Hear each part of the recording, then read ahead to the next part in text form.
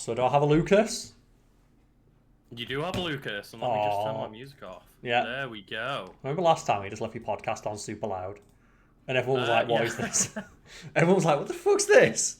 Why have I got a pre-podcast podcast? The What's pre-podcast podcast. Then you get copyright struck from someone else's podcast in your podcast. going on? It is beautiful. But yeah.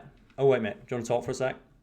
Oh yeah, I can talk. Okay, yeah. So your audio's going through. I was double checking. I was scared because it said there was no. It's not coming through on my end, so that is now sorted on Twitch. Like, obviously, we're recording this separate, so yeah. Welcome to episode 75. Is it 75? 75, indeed. Yeah. 75 of the Karl's Corner podcast, and as always, I'm joined by Lucas. Say hello, Lucas. Hello, Lucas. There we go. We're all done. And then as always, not as always, as always, recently, we are recording this on a video. So if you want to watch we are streaming it, yes.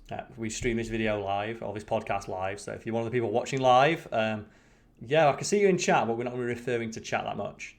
Not too much until the Q&A at the end, yeah. Yeah, but Q&A will be then, and we'll warn people before it happens. But yeah, man, how you been? A little bit stressed. Why? Okay, what's going on? Before the podcast. So, I finished recording with you today and made sure I got some food and took Cade out nice and early with plenty of time to get ready for the podcast. Got back home, got to the door, and I didn't have any keys anymore. Oh, did you lose your keys, or did you leave them in the house? I lost my keys on a walk. So I then had to bang on the door while Jenna was in a meeting and just be like, Jenna, take the dog. I need to go find these fucking keys. Okay, so this is the important question. What is on your keychain?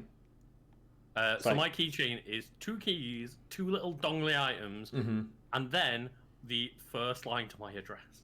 Oh, okay. Yeah, so you need to find those ones. I've taken that off now because I've remembered, oh yeah, this is a terrible fucking idea. Because whoever finds them can just hold on to them and then just stake at your house. Okay, yeah, that's rough because I've lost my keys. I think once or twice. It's not great. It's not as bad as losing your passport or your phone. No, it's not. It's definitely not. And we can maybe have a discussion about that in a bit. But that cold sweat panic that goes down you is. I've just put my hand in my pocket. Oh no. It's shit. I'm gonna have to fucking go. So luckily, there was a man on the field where I walked Cade who noticed that I was in a fucking panic mode. Did he see? Have you lost something? I was like, yeah, and he actually found my keys for me. So, thank God that guy was a nice person. Just give me and your not keys. some absolute arsehole. He just gave me the keys back. Yeah. But that meant I was then super behind on time and had to get the quickest of showers, and now I'm feeling dead warm and tired after my shower still. I'm rosy red cheeks. And because you sprinted all the way back. Well, yeah, I've lost my keys once or twice, and the worst thing for me in regards to my keys is that I live in a block of flats that is you're only able to access with key fob. Yeah. And I'm always, well, not always worried, but I'm worried that when night outs start again, if I lose my keys, I will not be able to get back in. Because the concierge leaves after 10. So how the fuck am I going to get in my flat? I can tell you that I've managed, without keys, to get into other people's blocks of flats that I'm staying at while drunk after a night out and just been I know where they live. I can't find them. I'm just going to go to their flat. And just stand around and hope that someone spots you. Yeah, and I don't actually remember the details of any of it because these have been, I'm drunk and lost at 4 o'clock in the morning. But yeah, I have managed to just sometimes, be asleep in front of my mate's flat door, just oh, okay, I guess we found where Lucas is. Yeah, I'm trying to think about one of the worst things for me. I think it was losing my passport because if you lose your passport, have you ever tried getting a new one? Not when you've already got one, upgrading your passport or getting when the date runs out, but getting a brand new one is a fucking ball ache because you need to put in the most amount of information I've ever seen for anything. I had to get my dad to sign it. I had to get a witness to sign it who could confirm that I am who I am. I had to get a sworn statement from my mum confirming my name, my date of birth. I had to get a copy of my birth certificate. Yep. All that because I'd lost it. And it's you need to be able to prove your identity beyond a shadow of a doubt. Yeah, I remember this. Like while at uni, I had to get a new passport, and it was a similar process. And it was like, oh, okay, well, send all these things across. It's like, right, okay, but like my family are 2 hours away, so we kept having to post things back and forth. Yep. And then it was like, oh, well, we've done all that. We'll sign the forms. We've sent it to you. I'll do my bits. Sent it off. Got all the information right. Oh, okay. Yeah, this person, like that secondary person that needs to make a statement for you. That's not a person in a qualified Position. job. Yeah, like a qualified position. You need someone from certain positions within like the NHS or the government and things like that. Yeah, so I had to, like, fortunately, my dad's missus works in the government, so she was able to like provide that. But I thought, like, the fuck are you gonna do if you don't have someone in like this trusted position of authority? Yeah, to be able to like sign off on your passport, and that makes me. It's really funny when that was the most comprehensive form I have ever filled out. I have never had more personal information on a single form. And then you see people on the news like, I don't want to get a vaccine ID, it's going to be used to track me. Like vaccine passports. Like, have you seen your passport? Did you not see the form you filled in to get a passport?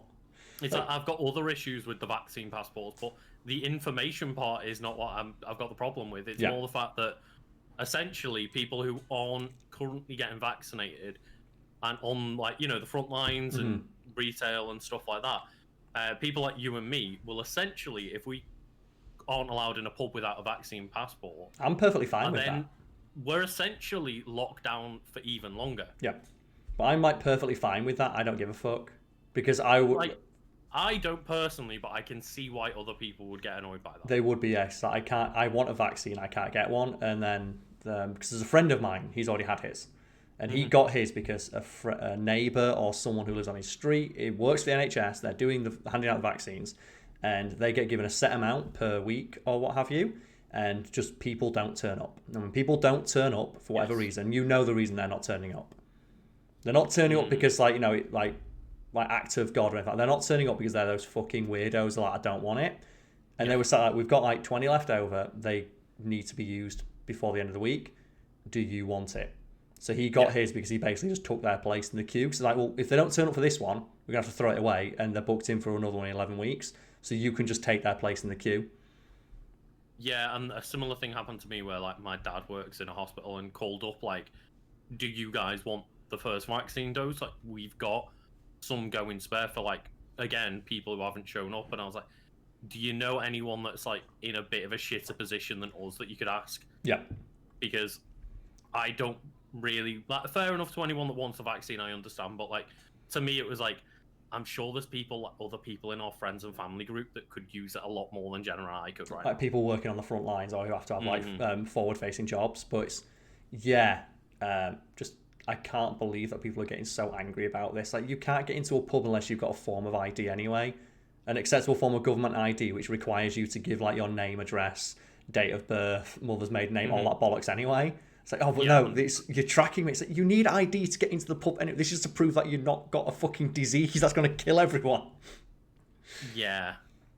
And it's like, again, all of that weird nonsense, isn't it? Of like, there's a lot of nuance in the conversation and people aren't willing to look at that nuance. It's just, it's good or bad in most people's eyes. And it's just, it's really stupid. And I am perfectly fine with it. And I know for a fact that when we are able to like hold that planned Fiend live event, there's no fucking way I'm going to like host something like that unless I can guarantee that 99% of the people there have had their injections. No, hopefully 100%, but obviously it's, again, these vaccine passports would make it so that, we can legitimately host an event and know whether someone's had their vaccines or not. Yeah, and my favourite thing is I've floated that idea a couple of times, and a friend of mine's like, well, what about if people don't want to come? If they get angry about it? It's like, well, I don't want them there anyway. If they're going to refuse to come because of that, I wouldn't want them there in the first place. Yeah. It's like, oh, that's like... Just weeding out people at that point, isn't it? Yeah, it's like the whole thing about like, wearing masks. And shops will put up signs or posts saying you need to wear a mask to come in. People go, well, I'm not going in then if I have to wear a mask. It's like, good. Thanks for like, agreeing. We'll see you later. they think in their head that I'm taking a stand with this. They'll miss my custom. It's like, no, they won't. They don't want you in. It's like the people that are the problem are the ones where it's like, oh, you're not allowed in without a mask. No, fuck you. I'm gonna come in without a mask. Yeah, they're the worst ones. They're the problem people. Like the people who just go, okay, I'm not coming in then. It's like, good, thank Great, you. awesome. Thanks for agreeing. See you in a bit. Like, you just followed our rules. Thank you very much.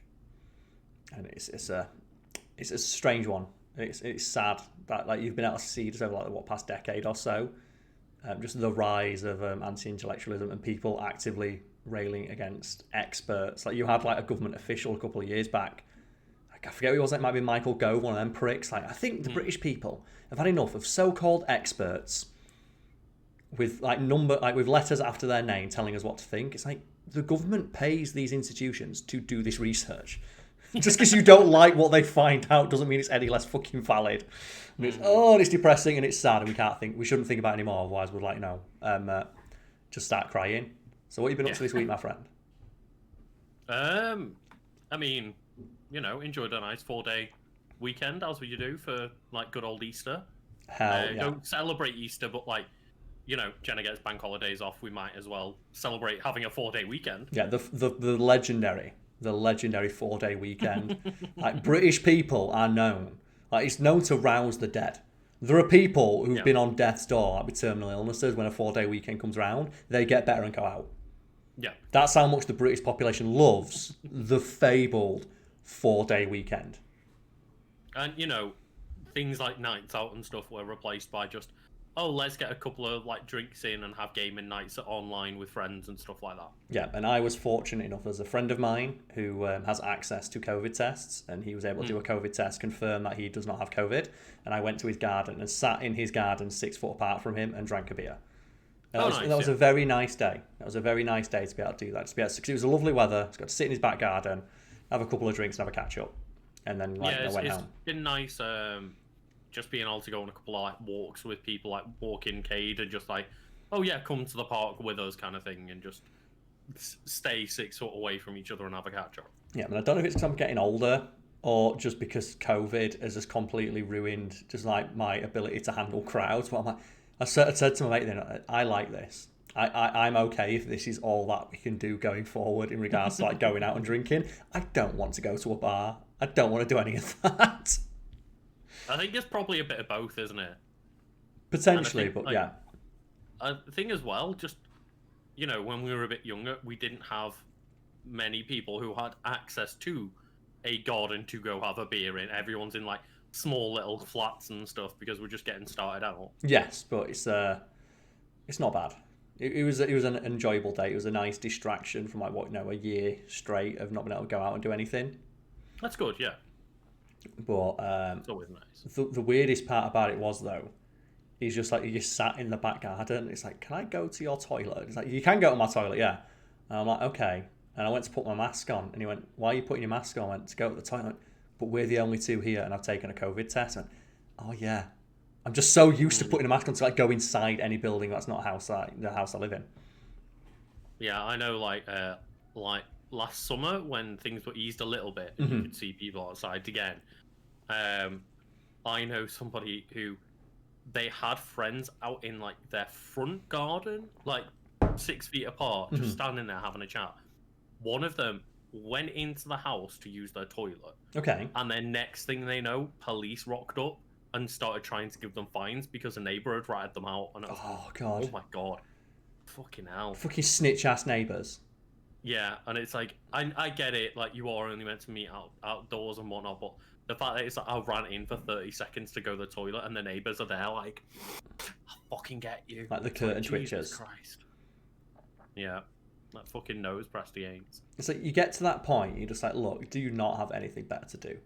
Mm-hmm. Like, is there not something else you could be doing with your life? Because there is nothing worse than the nosy fucking neighbour. And I think I've talked many times before about the old awful neighbours that I had that were just awful, curtain twitching, just sad ass old people.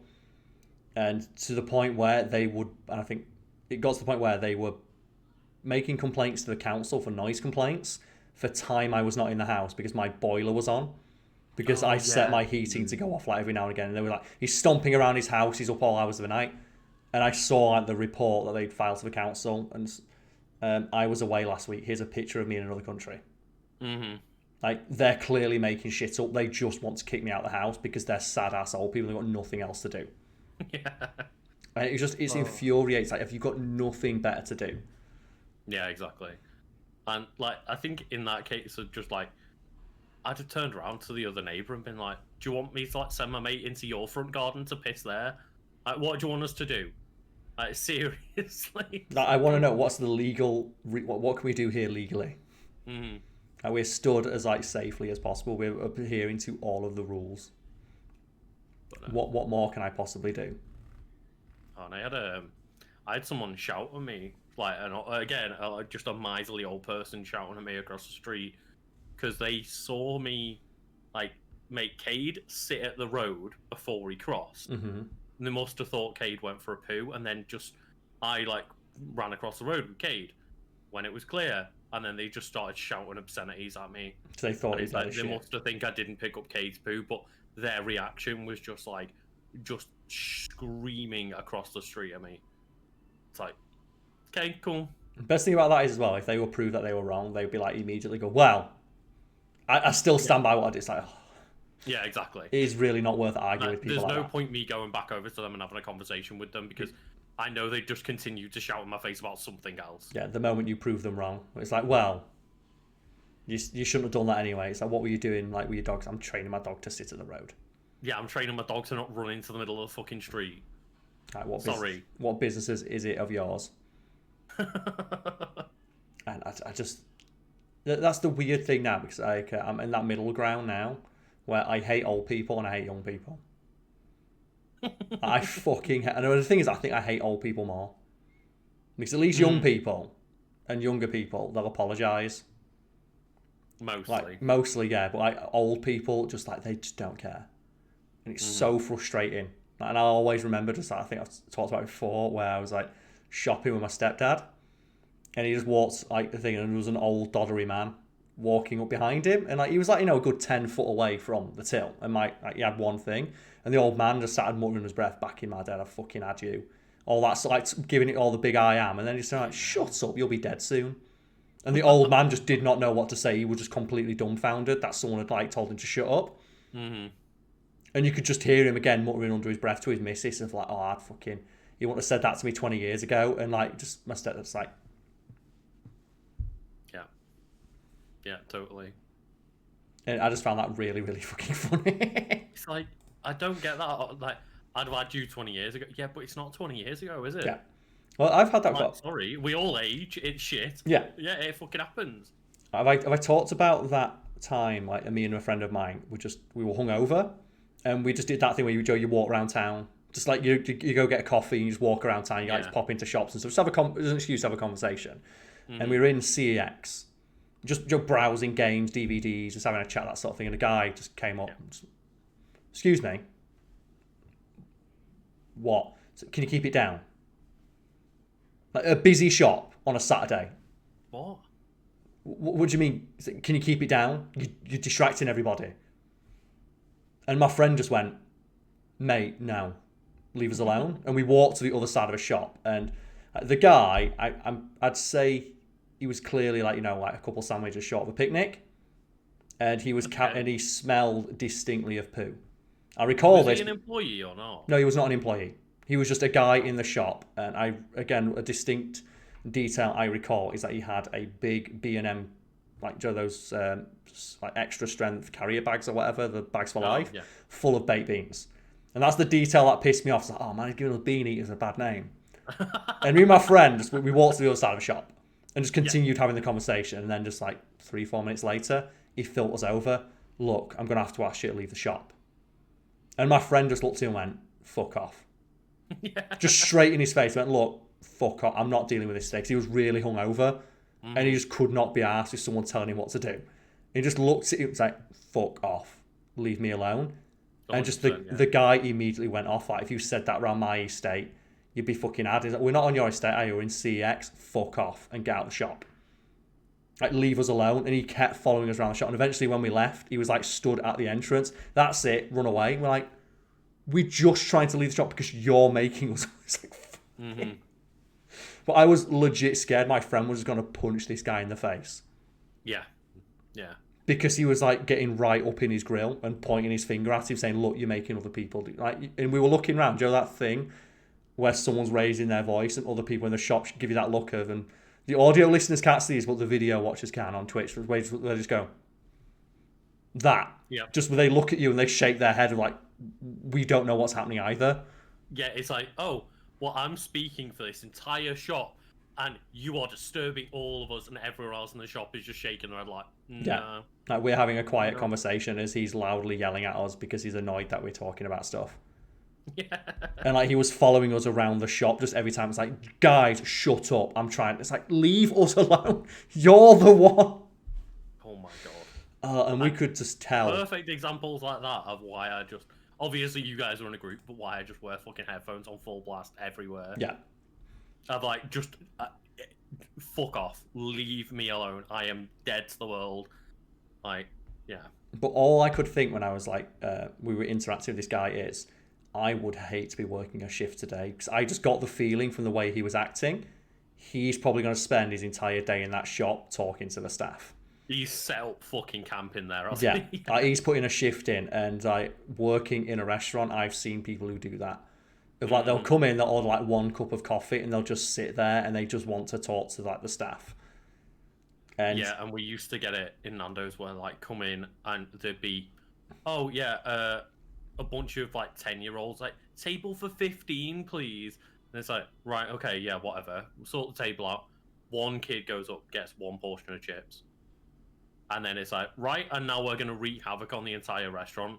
It's like, it's not fucking worth it. Yeah, like, that's not as that's probably worse, but the distinct, not distinct, I've said that too many times now with the hour not enough coffee, but the specific kind of person I'm talking about is like clearly the older person who just wants the excuse to talk to somebody.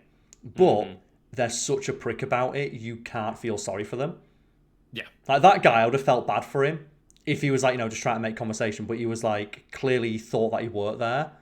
And he was like telling us, look, you need to get out of the shop. And it's like, you don't speak for us. Like, you don't get to tell people to do that, fuck you. And you can tell from the way he was like policing and taking it upon himself to like corral people out of the store or get them to go buy their products, or like, put stuff back on the shelves, which is what he was doing. Like, picking stuff up, reading the back and putting it back. So if you're not going to buy it, don't pick it up. It's like...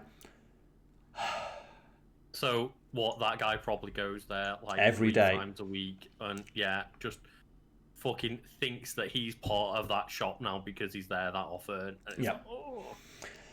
And again, I'd have felt bad for the dude if he wasn't such a prick. And we had to leave because I was legit worried, my friend, because he was so hungover, he was just going to punch this guy. Because it wasn't that as well that he was telling this guy, it's that he was threatening him. That's what made it worse. And he was saying stuff like, oh man, if I could call some people right now and they'd fucking have you. And it's like, do it then. And I'm like, don't, because he's not going to call someone, but he's going to follow us around town. And I want to go for a drink. Yeah. Oh, God. That was a bad time. That was like... That was a really rough day, but as well, it was really funny because I just noticed in his bag and he had all the beans, and I was like, oh, for fuck's sake. Because the fact that Karl just takes offence to, oh, God damn it, he eats beans as well, God no. It's because he had like 12 tins of beans and he smelled like shit. Yeah. It's like, one, you're making beans look bad, and two, you smell offensive. And I really, really don't like when people smell bad. At least I feel as well, it's one of those criticisms that no one can get mad at you for. Because fuck it, you should fucking shower. It's not hard. God. And it just brings me back to like one time when we all had to kind of like speak to our manager, because there was that one person who every shift would come in and like smell so bad. It was like, I can't stand near this person. I can't work with this. Like, not going directly to them, just having a quiet word with the manager of like, this is not okay. This is not hygienic. And we're working in a restaurant. It's not a good look for you guys either. Yeah, it's not. But there's some things you can't like. Being like, I have a slightly dishevelled appearance. Like when I worked in a restaurant, I I did my hair. I wore a nice shirt. It was always clean and pressed. But I had like long, shaggy hair. I was quite skinny. Like my clothes didn't fit exactly right. But I always like made an effort with my appearance to look professional. Yeah. But we did have like a couple of people who worked there who just like if you got a beard, you can have a beard, but it has to be trimmed. Like it has to be maintained because if it doesn't, it reflects poorly on the restaurant. It doesn't look hygienic. Yeah. And I feel for people like in that situation. I mean, like you've got like awkward shaggy hair and you're not really got the confidence or the knowledge to groom properly, but you can always get a shower. You can at least get a shower and wear some deodorant. Like it's basic stuff. It's not like, oh, we expect you to look immaculate. It's just, please don't turn up for like a shift in a restaurant smelling like actual shit. Like that is not a good reflection on anybody. It's like you stand under the water for 10 minutes. It's real easy. Like it's so easy. Squeeze me to clean yourself. Just stand under the water. Throw a bit of soap at yourself. It's fine. And that's one as well. Like, so like what is like the worst? So there's a thread going around on the internet, on Twitter, of just bad roommate stories. About the, I think it's just someone said, oh, living with roommates really teaches you what people think needs and does not need to be refrigerated. And some of the horror stories on that of like people leaving pots of soup on the stove for like 3 days and just taking a bowl out of it when they wanted it and stuff like that. So like what's the worst like hygiene or food faux pas you've seen when having to live with another person? Ooh. That's the difficult one. If you give me a minute, have you got one? I do, yeah. Like, you've got mine. There was an old housemate of mine who did not wash his towels for like 3 months. And like we all had like ensuite bathrooms. So that's fair enough, yeah, we all got an ensuite. But like, if we were in his room playing like some like Halo or watching TV or something like that, I would always go to my bathroom because when you wash your hands and you just touch the towel. And the towel is still damp from like the previous 9 showers, and you can just smell how sweaty that towel is because it's not clean. And it's like, I just couldn't get like, how could you not enjoy the feeling of like a nice warm, fresh towel? Like as well, we had like heated towel rails. Just turn it on. We didn't like we had unlimited electric. It's all included. Just keep it on all the time. Yeah. Oh god, that doesn't sound nice at all. No. So any for you?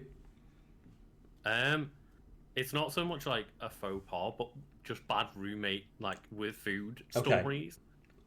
One that comes to mind is like, so when I was in like, I think it was my second year of being in hall, so not my first year, and basically when it got to that point, like after about 6 months and everyone started hating each other, like it goes from everyone's best mates to like everyone just kind of stays apart to people were like full on just at war with each other in people that flat. Actively dislike one another as opposed to just being people who live in the same building.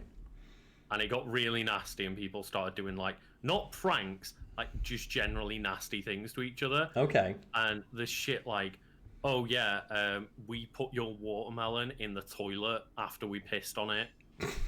Like after we pissed in the toilet, we just left your watermelon in the toilet, then put it back in the fridge so that you'd eat it and didn't tell you.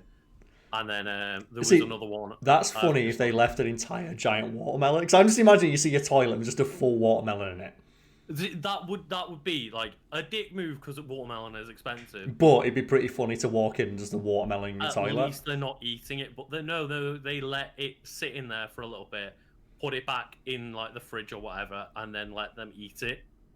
See, that's bad. You don't do that.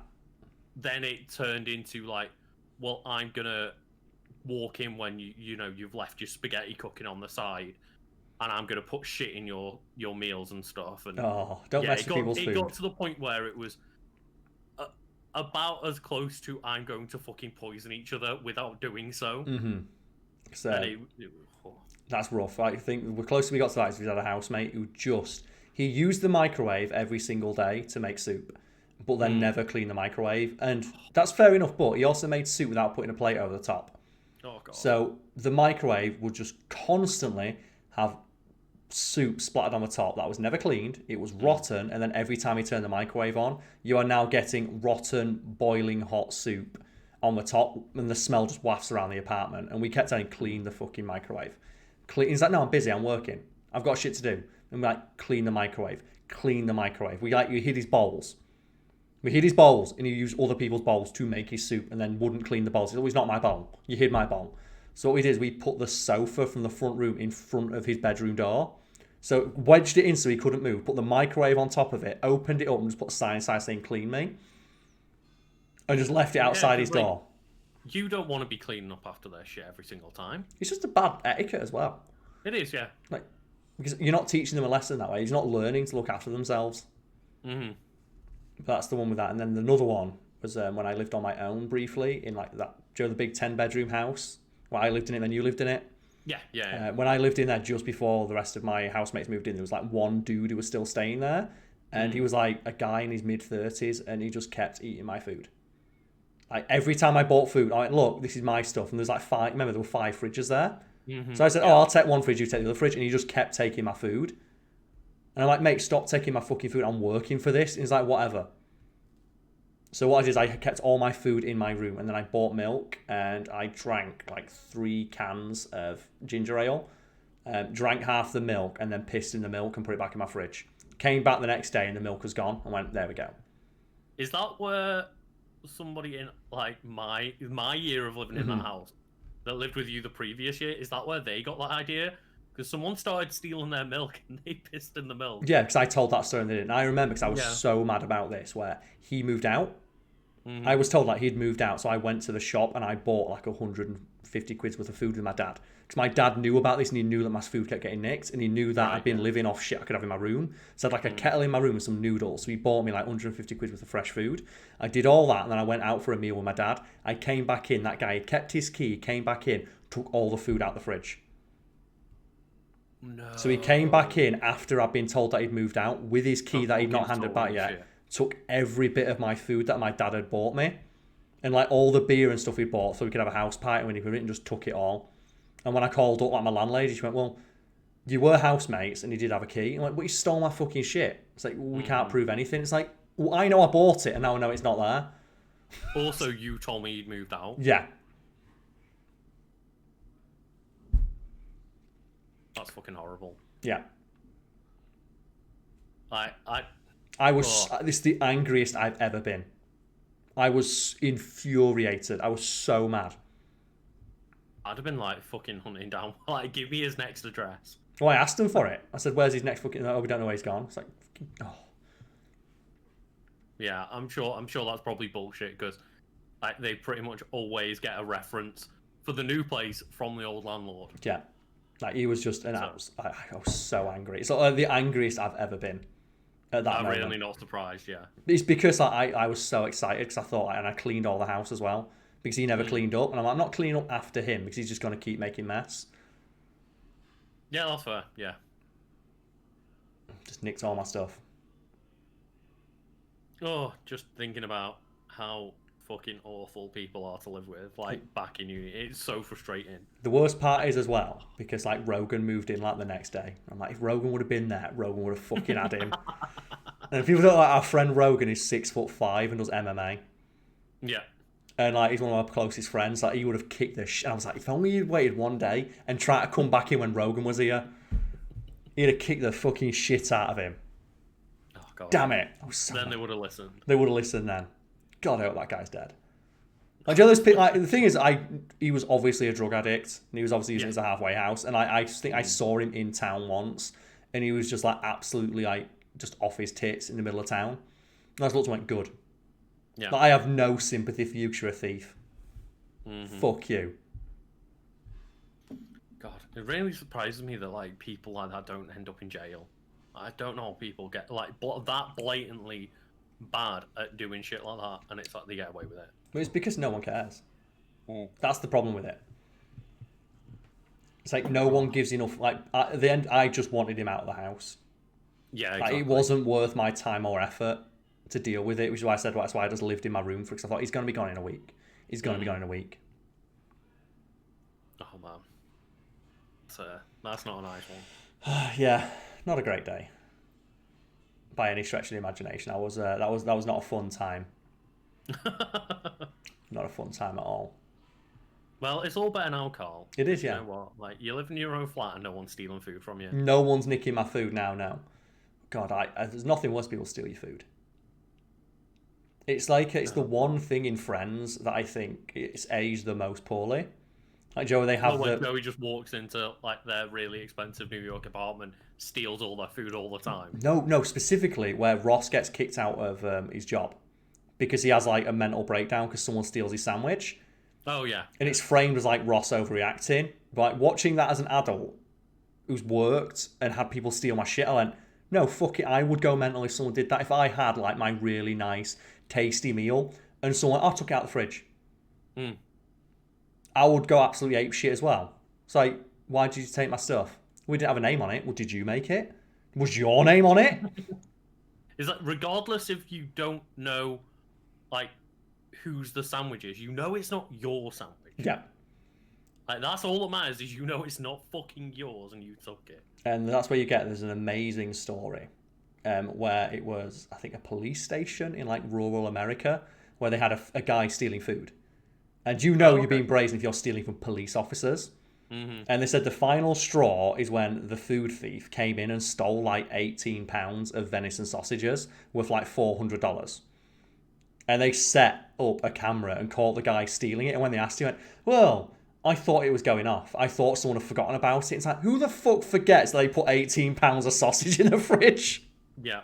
And that's the attitude they have, isn't it? It's like when they're confronted by their theft. It's like, oh, well, I thought it was going for free. I didn't think anyone would miss it. It's like, it's 18 pounds of sausage. Clearly, it was there for a reason. Yeah. It's not like a fucking can of pop or a splash of milk, is it? It's like, that's 18 fucking pound of sausage.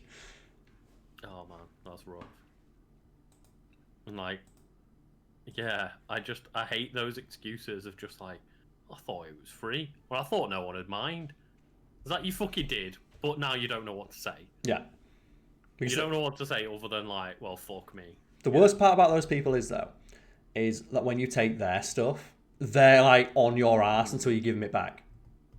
Well, it's like it's always that one friend, isn't it? That like, oh yeah, I'll just buy you a drink on a night out or whatever. The moment they do it to you, it's like, well, you owe me that one drink, mate. You owe me that £5. So I gave you a meal last week and didn't think about it. Yeah. Yeah, but you owe me this £5. Because that's what happened to me when I like again had housemates, and it was we all agreed to pay one bill each, and then split the difference for like drinks and like milk and things like that.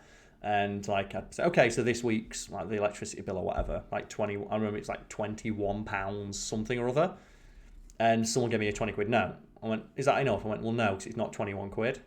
I want the full amount. Because this is before like widespread adoption of like being able to like transfer money on your phone instantly. Yeah. Like, why does it matter? It's only a quid. I went, yeah, but it's my quid. And if you do this like every fucking week, by end of year, that's 50 quid I've missed out on. That's coming out of my pocket. And they like acted like I was being the unreasonable one. But if I asked them, well, can I have 50 quid? Well, no, it's my 50 quid. It's like, exactly, it's my 50 fucking quid. Yeah, because you know if they get away with it the first time, yeah, then they're going to be like, well, last time it didn't matter about that £1 something. That's the one, isn't it? Why does it matter now? Give a mouse a cookie. And then that's the thing is, like, obviously, if it's like nowadays between friends when we're all a bit more well off, like. Oh, I've just realised, well, my stream info still says playing Smash. Then again, it does say it says playing Smash, but also just chatting. So fuck it, I'll leave it. That'll do. But yeah, like, it's one of those of, oh well, yeah, I wouldn't mind if there was a quid difference between like you and I paying for something. Like, if you owed me a quid now, I'd be like, yeah, whatever. But especially back in the day when, like, in uni, I was scraping like pennies together. Like coppering a up for quid your every nights out. week means the difference between like buying a shot on a night out or something like that. Like, and that's the important thing, but that just got so frustrating. Just like having that argument multiple times. Yeah. Of like every time they try and give me like a £20 note. And I'm like, no, it's not the full amount. And it's like, it's only a quid. It's like, it's my fucking quid. That's like milk for a week. Yeah. That's like that's a loaf of bread and a tin of beans. That's like my lunch after work. So I've got to work like my arse off for that quid. I fucking want it. I clean toilets for a living at that point in my life. It's like, I fucking knew the value of that quid. Yeah. And I want it back. It's mine. And that's always one thing that I would like to think that as much as, you know, I try to be a relaxed person and not stress about things, and I try to be like, look, you know, I'm not gonna. I'm in a position where I don't necessarily need to stress about money week to week or whatever. But it's also I don't want to get to that point where I forget the value of things. Yeah. That's why I still like buy everything on special, man. I still get Oh yeah. excited when I see like, ooh, milk's a pound this week. I got excited on like shopping online today when it's like, oh, that nice soup is 50p off. Let's get that one. Like, Yeah. yeah, I think the let's moment get you the lose, nice soup instead of the cheap soup. Yeah, man. it's important to maintain, like that grounding in Hmm. just like and that just awareness of like just the value of money.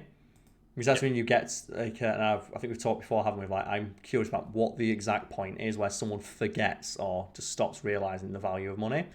Mm. Like I think we use it in regards to streaming when you've got streamers getting like people dropping hundreds, thousands of dollars at one point, and they go, "Oh, cool, thanks." Yeah. It's like, oh, that's an amount of money that for a vast majority of people is like life changing, Mm. and they're just like, "Cool, thanks." Like streamers who earn like, didn't you say a while ago when we were playing Borderlands, there's a Yes. streamer who earned like hundreds of thousands of dollars in a week, Yeah. and was like, yeah, but you don't know that I've got to pay a lot of tax on that. Yeah, it was he did like a 10-day, it was like the forever stream. It's like every time he got a sub, he would do another hour to the stream and ended up earning like $500,000 close to that. And then he released a statement after the fact saying, well, it's been reported that I earned $500,000, but after tax and Twitch's cut, I only get like 150,000. It's like, oh, poor diddums. Only 150. Oh, you have to pay taxes like everybody else. Oh, no, you have to pay income tax. Oh, dear. Do you mean like a Yeah. job? I just like, The thing is, I fucking stream and make content for a living. I pay my taxes. I am aware that I Yeah. have to pay my fucking tax. I don't and I bitch get when I it, pay my but taxes. it's frustrating to be like, well, Twitch has got to take their cut, and then you've got to pay tax on it, and blah blah blah. And you look at that number, and it's like, that's less than the big number, but it's still a big fucking number, mate. But that's how jobs work. Like every job is advertised. Like say for example, like oh, this job pays 50k. Well, it doesn't because after taxes, it works out to like 32 Yeah. or whatever. But they still say it's 50. Like no other job, or no one really cares about that aspect of their job. Like the moment you get online and people like realize they have to pay taxes, it's like, of course you got to pay fucking taxes. You want to contribute to society. You live in society, right? You take advantage of the benefits that paying taxes provides. And you should fucking pay your share. And if you're earning a shit ton of money, you should pay more. I actually had not a discussion about taxes, but like something similar. Of like, had this discussion yesterday. I think it was with Jenna, and she was Okay. like, oh, there's like this thing going around online where people are trying to make a point of, wouldn't it be great if instead of just having an NHS, we had a separate healthcare system for pets? And it's like everybody has to pay tax towards it, and then people who unfortunately can't pay towards their vet bills, like they have that system in place so that they can pay all their vet bills off and they don't have to worry about it. And I was like, but a lot of people don't have pets. Yeah. And having pets is a choice. Yeah. It's like, I people. feel for people who get slammed with horrible vet bills and like can't pay them, but at the same time, like that is your responsibility, and there's millions of people without pets that would be gaining zero benefits from that. Yeah. And before someone gets sarky and says, well, people can choose to have not to have kids, kids are human beings. Like, I love dogs. They're not human beings. But even then, like, it's not as if I'm paying more because of children. Like, I'm paying a set amount of tax regardless of how many children exist on the planet. Yeah. So, yeah, it's one of those things of just like, that healthcare system is there for humans, and as a human who pays taxes, at some point I will benefit from that. Mm-hmm. Whereas if I'm not a pet owner, and bear in mind, I have a dog myself. This is talking. Anyone who doesn't know, I do have a puppy.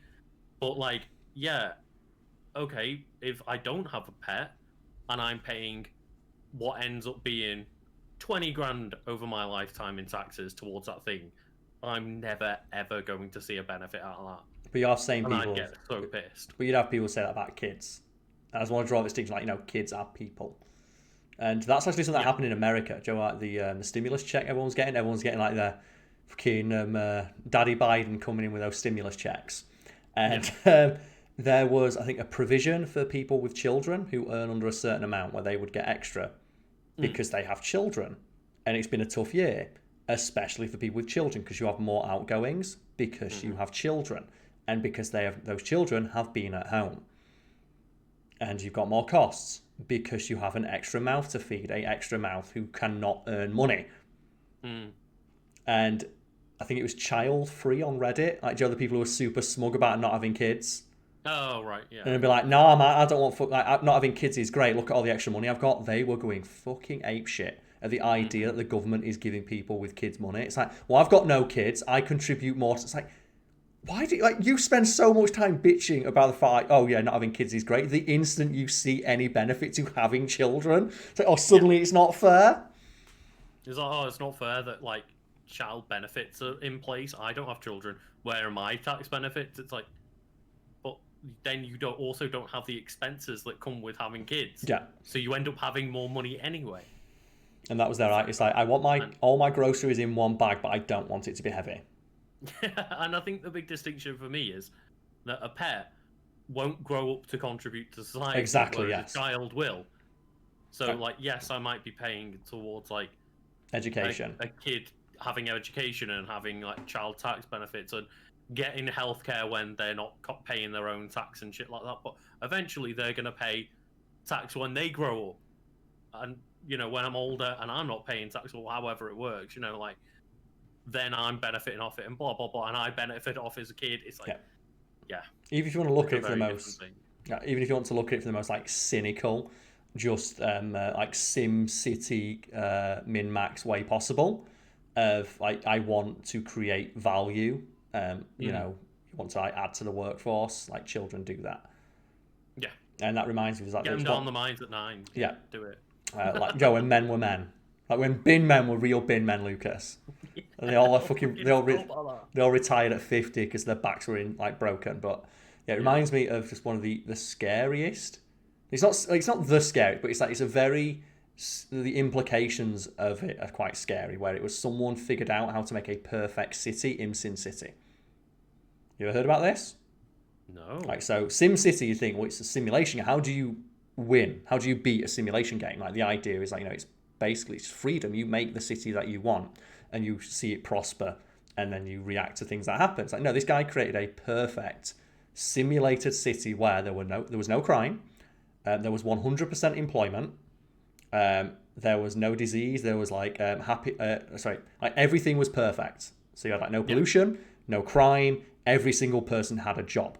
And like all the energy was perfect and all that stuff. And like the entire city was built like perfectly ergonomically so people get to jobs and so on. And the only thing in the city, or the only like stat that was not like 100%, was lifespan and satisfaction. And there's an interview with the guy who did it and say, so the lifespan was 50. And he says, yeah, that's the optimum age I worked out, because after 50, my Sims started to get old and not work.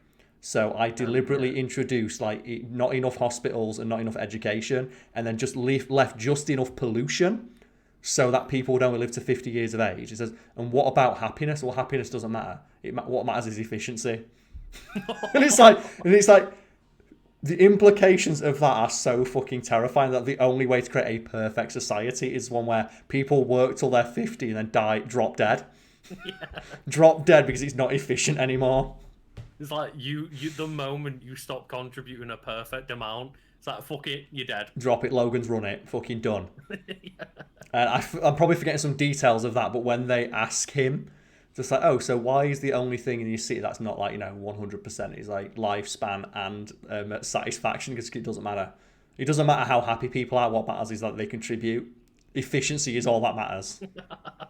It's like, oh. At that point, he's like just trying to make an ant farm, isn't he? Basically, yeah. It's like people who do like Roller Coaster Tycoon and they put the exit to a ride on the entrance to a new ride.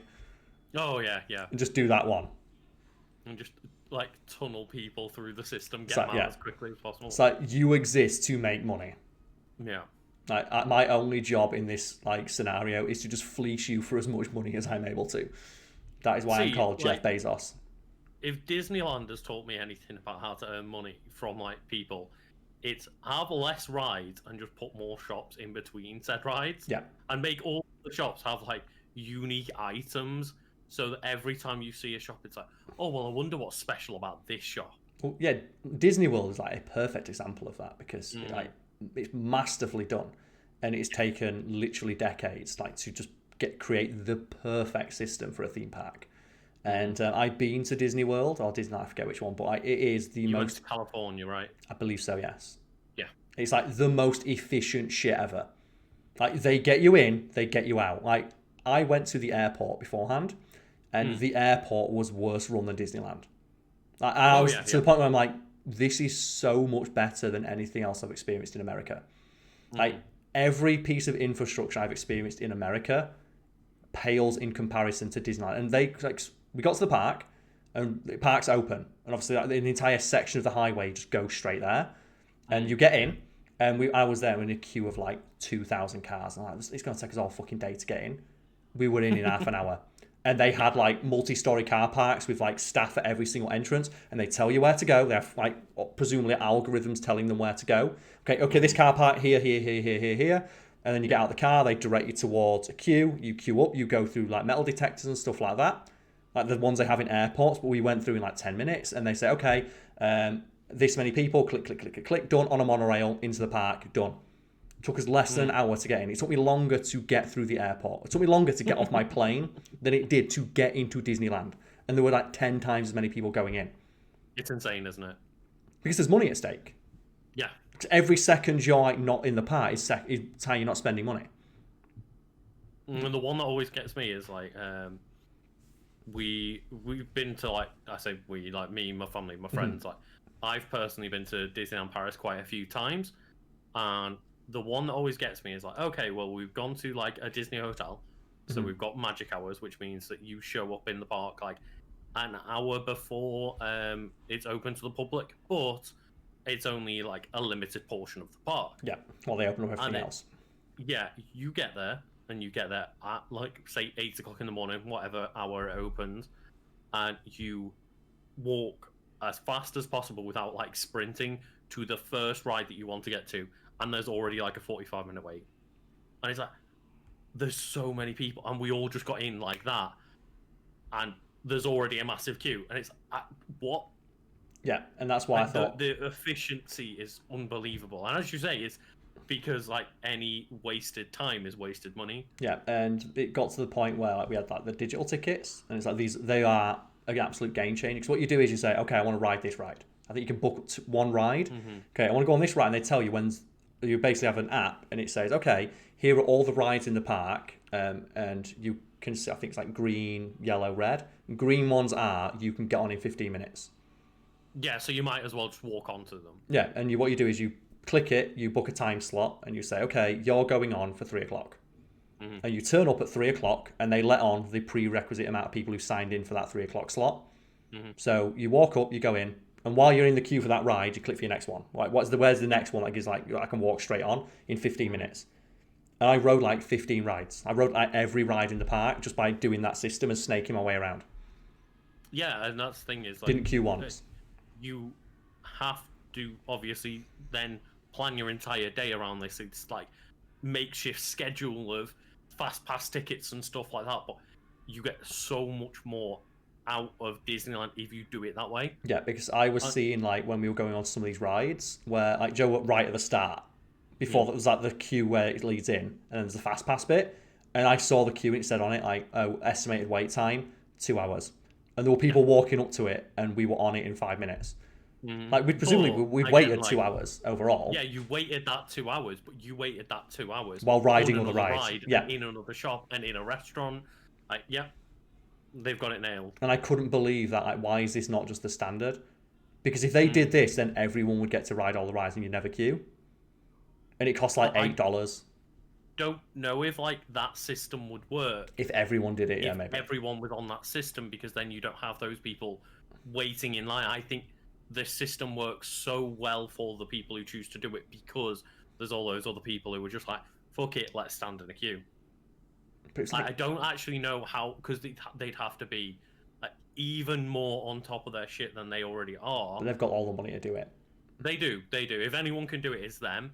If anyone can create like that perfectly efficient theme park, it's fucking Disney. Yeah. But it was ridiculous. I couldn't believe just how seamless everything was. And I thought, well, this is what happens when billions of dollars are at stake. This is how quickly, and it's been seen throughout the pandemic, of how quickly these massive companies have been able to completely upend their entire way of working because they realise it's the only way for them to make money. I told you, didn't I, that like at the time when lockdown first occurred, I was still like working part-time at Nando's, and for the longest amount of time, it's like, no, everyone has to wait in a queue at the door. Everyone has to like go up and order themselves and go in. Like table service was not an option. It's not efficient enough. Like people have to be around to like do it themselves in order for the like fast food restaurant mix to work. And then they were shut for like the 2 weeks at the start of lockdown before they could open up as like the takeaway service and then food service, and like it was like a month or so before they got everything digital and like table service working and people like just super efficient. And it was like the moment you got told, oh, this way isn't allowed anymore, it's like, oh, we figured it out immediately. It took us 30 seconds, but it's that reminds me of a friend of mine, another friend of mine I managed to meet up with. We had a socially distanced walk in the park, and he was telling me about something that happened in Sheffield, where I live, whereas we got Five Guys like near Meadowhall or something like that, and they opened during the pandemic just for deliveries. So they opened for deliveries only, but they didn't have any sort of queuing system in place because it was just at that point in the pandemic where people had not quite figured that out yet. But they opened and said people can just order online. And it got to the point where it was not order online. You go to the front of the restaurant and then you order from there, and then you get you get given a ticket for a queue. And it got to the point where it was a 3-hour wait time, and people were still turning up. And he asked me the question that I'm going to ask you right now, Lucas. If you got there and you saw that it take you 3 hours to get a burger, would you not just drive home?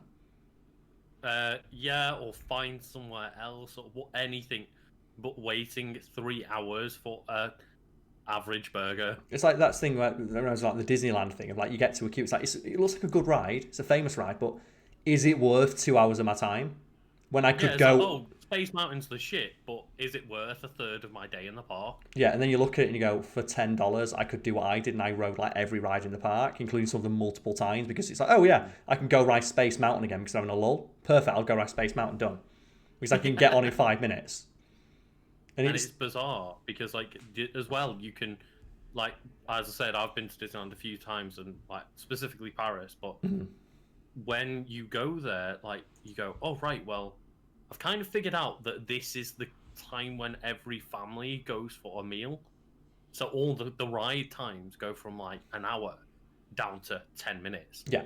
And you go to there's that like hour and a half where if you got an early lunch or you get a late lunch after, you can go and just like smash all the rides because everyone's out in the restaurants and stuff. But about that Five Guys thing, he told me like it got worse because obviously people got mad. People got mad that they couldn't have their burgers. And like the fact they were complaining when they were going up, getting told it's 3 hours to get a burger. They were waiting like an hour and a half and then complaining. Yeah, of course. And it's like you knew you literally agreed to this, but they started to try and kick the doors down, and the staff just left. And I'm like, yeah, fuck it, done. Immediately, like the fact that they just left, I'm like, yeah, I get it. I would too. It's not worth my fucking life. In most job positions, I would walk out. Like, let alone a fast food restaurant like that. Like, you are getting paid minimum wage or close to minimum wage. Just, it's not worth it. No, and they all just left. It's not worth getting this shit beaten out of you for a minimum wage shift. For a burger, yeah. Or to protect the business interests of someone who can't. Protect those fresh potatoes at Five Guys, Karl. And that's the thing, is like, and everyone there just ruined it for themselves. Instead of like, I just think, like, if you're gonna wait, just go sit in your car. But instead, no, they were milling around outside the restaurant as if that's gonna make it come faster. It's like you drove there and there's a massive. Just sit in your fucking car and listen to music. Or like, if it's to the point where it's a 3 hour wait, Just you go. could probably go over 2 hours and come back. Yeah. Like, if you know it's going to be 3 hours, just drive somewhere else and come back. But, like, the fact they, like, tried to kick the door down and the entire staff just left and called the police. Mm-hmm. Also, to the guy in my chat who's been responding to himself the entire time, please stop doing that. All I can see is just one guy is responding to himself. Stop doing that. Also, a dude's, like, complaining about Nightbot. It's a fucking robot. Don't argue with it. I get so annoyed when people argue with Nightbot. It's a fucking robot programmed to detect spam. And that's the thing, isn't it? Is, yeah, we do keep an eye on chat. It's just we can't. are trying to do a audio podcast, so we try to avoid dealing with chat until the Q&A section. But that just cracks me up how someone will post like a string of, say, 4 emojis, get timed out, and then they'll bitch about Nightbot timing them out. And it's like, Lucas, if I said something 4 times, would you consider that to be spam? So if I said something 4 times, would you consider that to be spam? Yeah. If I said something, like, yeah, it's annoying, isn't it? You know, it doesn't add anything to the conversation. And I like fully agree with like the fucking robot that's programmed to detect it. Just sign it out. Just like, no, sorry, not sign it out. Just tune it out. Yeah. But I think it speaks to someone's personality where they see that and then get mad enough to complain. Like, if it's like, oh, okay, well, you can't put that many emotes. It's like, all right. Fair enough. But when someone gets mad about it and then actively tries to argue, it's like, it's a fucking robot programmed to do one thing. Don't argue with it. Also, I installed it on the chat and I programmed it. So effectively, you're arguing with me, which is never going to end well because it's my fucking stream. You're only the robot that is blindly following Karl's rules. Therefore, you are not going to win. It's like, And it's as well, like, the argument is, but I want to just post a series of emotes in a row. It's like, why? What does that add? It adds nothing to the conversation. Yeah. Oh, like, speaking of adding nothing to the conversation, of culture. Lucas, I'm going to send you an image right now. This isn't, like, one of the things that I like to do is, you know this, and it's for the podcast, I like to seek out hot takes. I like to get my hot fucking takes for the internet. I'm going to send you one of the hottest takes I got. And I'm going to send you an image and on Facebook Messenger, and I want you to just read it out for the people at home. It's funny when I click on our Discord, and obviously because we use it to record, yes, it's just a string of sentences going, you called Karl, Karl called you, you called Karl. So just get the image and read it out. It speaks to something, or it demonstrates something I want to discuss. So is this like a comment on like a YouTube thing? This is a thread on a forum that I frequent to find really bad takes because there's a lot of them on the internet. Okay, so this thread is titled, "Can this scene ever be topped?" And then in parentheses, Justice League spoilers. So, and I don't want to talk about Justice League because I fucking hate that. Yeah, we're not going to spoil Justice League. I've not watched the new cut. I'm not giving them any money to watch that. But I think this speaks to a trending culture that I fucking adore and hate at the same time. And it is how binary everyone views media now. So to clarify, the thread title is, "Can this scene ever be topped?" Parentheses, Justice League spoilers. And I click the thread and it is just a scene from the new Zack Snyder Justice League cut. Of course, yeah. And I watched it and like it's a fine scene, I guess, but it's being put forward as a scene that not other action movies, not other superhero movies, not another movie released this year, not another movie released last, no, just any movie ever.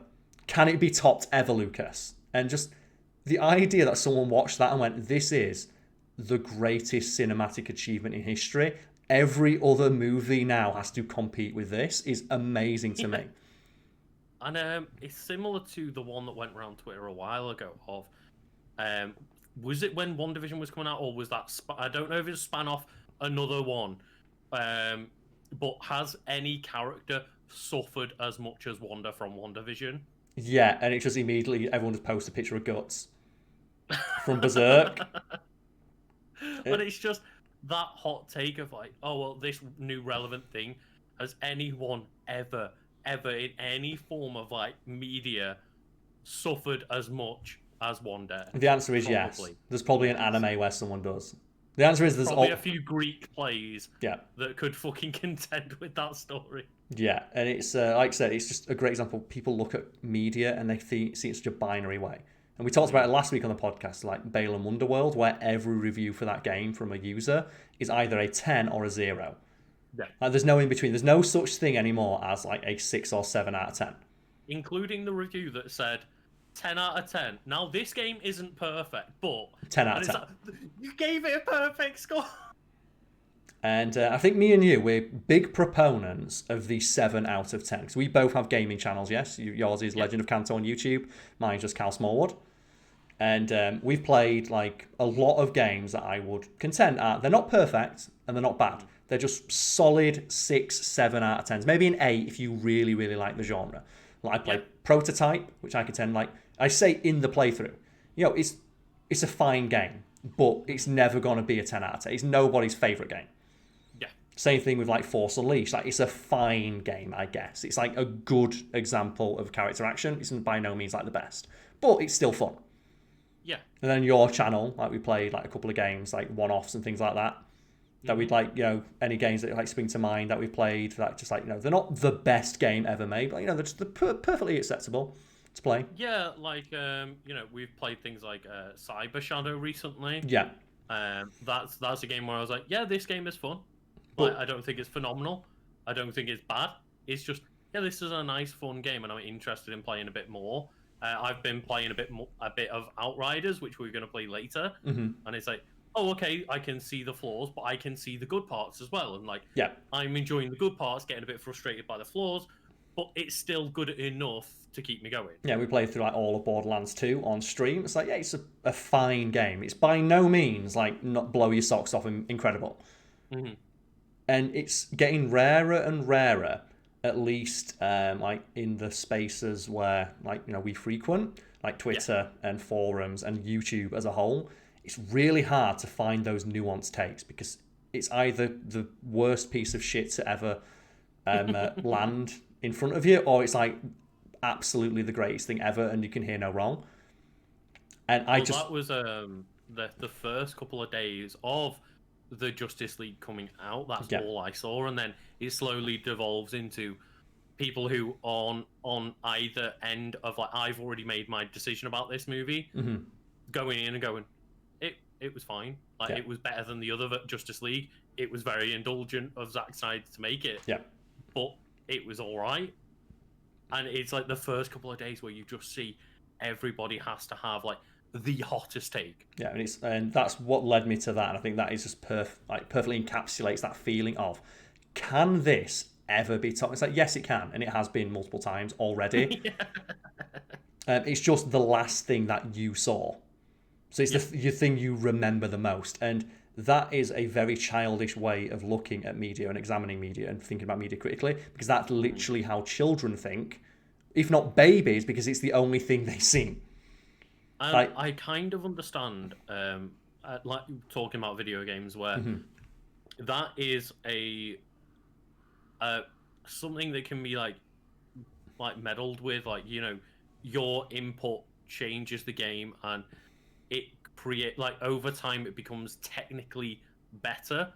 Like, but when it comes to a movie, for example, or a book, like you can have all the better technology in the world, but that doesn't mean that you've shot something in a better way than something from 50 years ago. Yeah, and I was just thinking about this because one of the things that I've noticed, especially in regards to this conversation of like best movie scenes, the thing that it's always action scenes. And I realised, I was thinking, why is it always like scenes that contain action?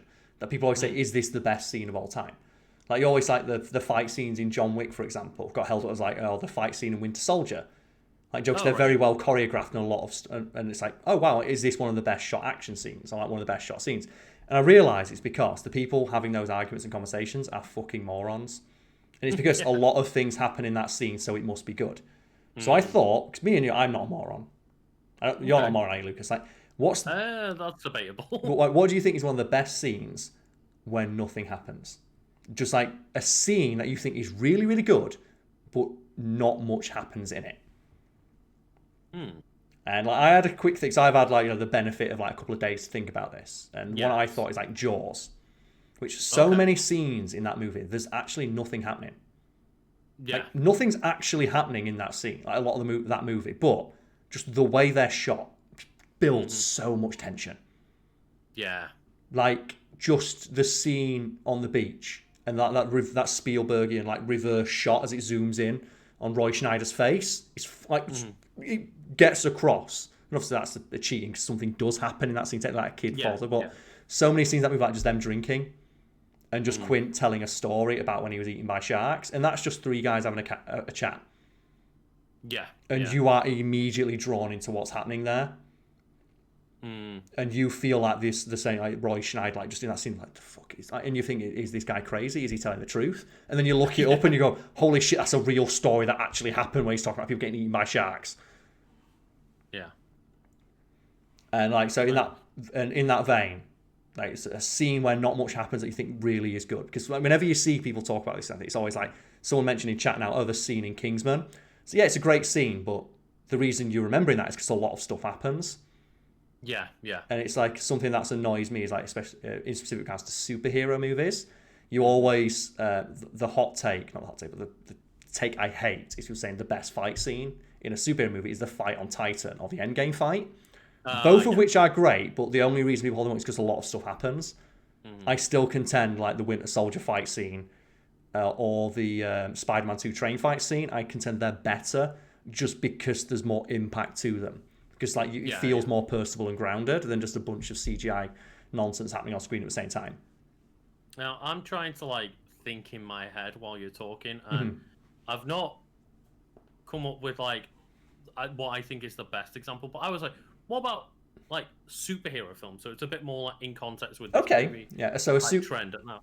A great scene from a superhero movie where nothing happens or very little happens, and it's more just the tone that's really good. One I was thinking of, and it's, a pretty obvious film, is The Dark Knight, and just the interrogation scene. Oh, yeah, incredible. Between, like, the Batman and the Joker, and it's the Joker just playing with the Batman. And, a lot of things happen, but it is just two guys having a conversation in a room together. And having a conversation. And it speaks to the credit of, like, Heath Ledger's performance that you watch that scene, and it is like any of those thousands of other interrogation scenes you've seen, like the classic one, like, the suspect under hot lights. And it speaks to the quality of Heath Ledger's acting that you forget you're watching a man dressed as a bat talk to a clown. And I think the fact that you take that scene so seriously when it is a man dressed like a bat interrogating a man in clown makeup, and you take it so seriously, speaks to how good their acting is in that scene. If you think about it, like, if they were slightly worse actors, that scene would be hilarious. Yeah, probably. Because it's just like, you would not be able to take it seriously. Because it's Batman, it's a man dressed like a bat interrogating a clown.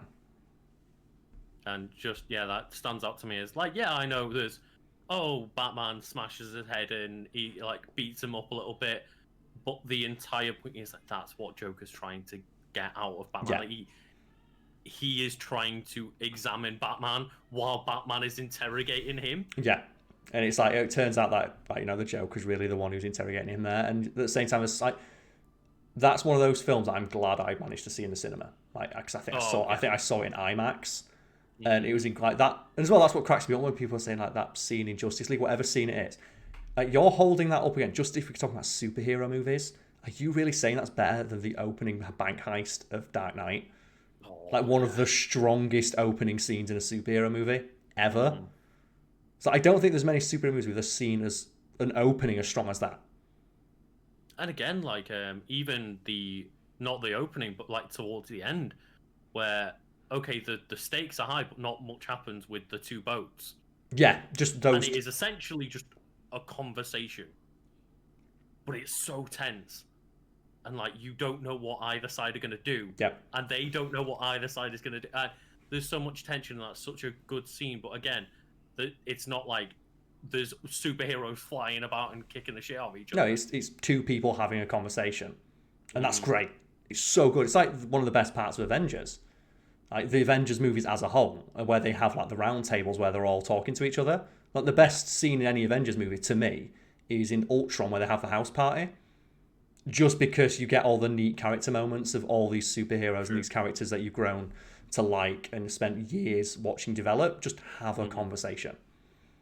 And you get all of those like separate character moments where it's like the one that I always just love for some reason is the James Rhodes of like telling the story to the Avengers, and they're all like, yeah, with and the then just Avengers. smashed up to him with like a bunch of random people, and he's like, and then boom, they're like, oh, that's such a cool story. And he's like, yeah, that's right. Yeah, I'm War Machine. Yeah, I'm fucking doing it. I'm not as good as Iron Man, but I'm still here. I'm still doing it.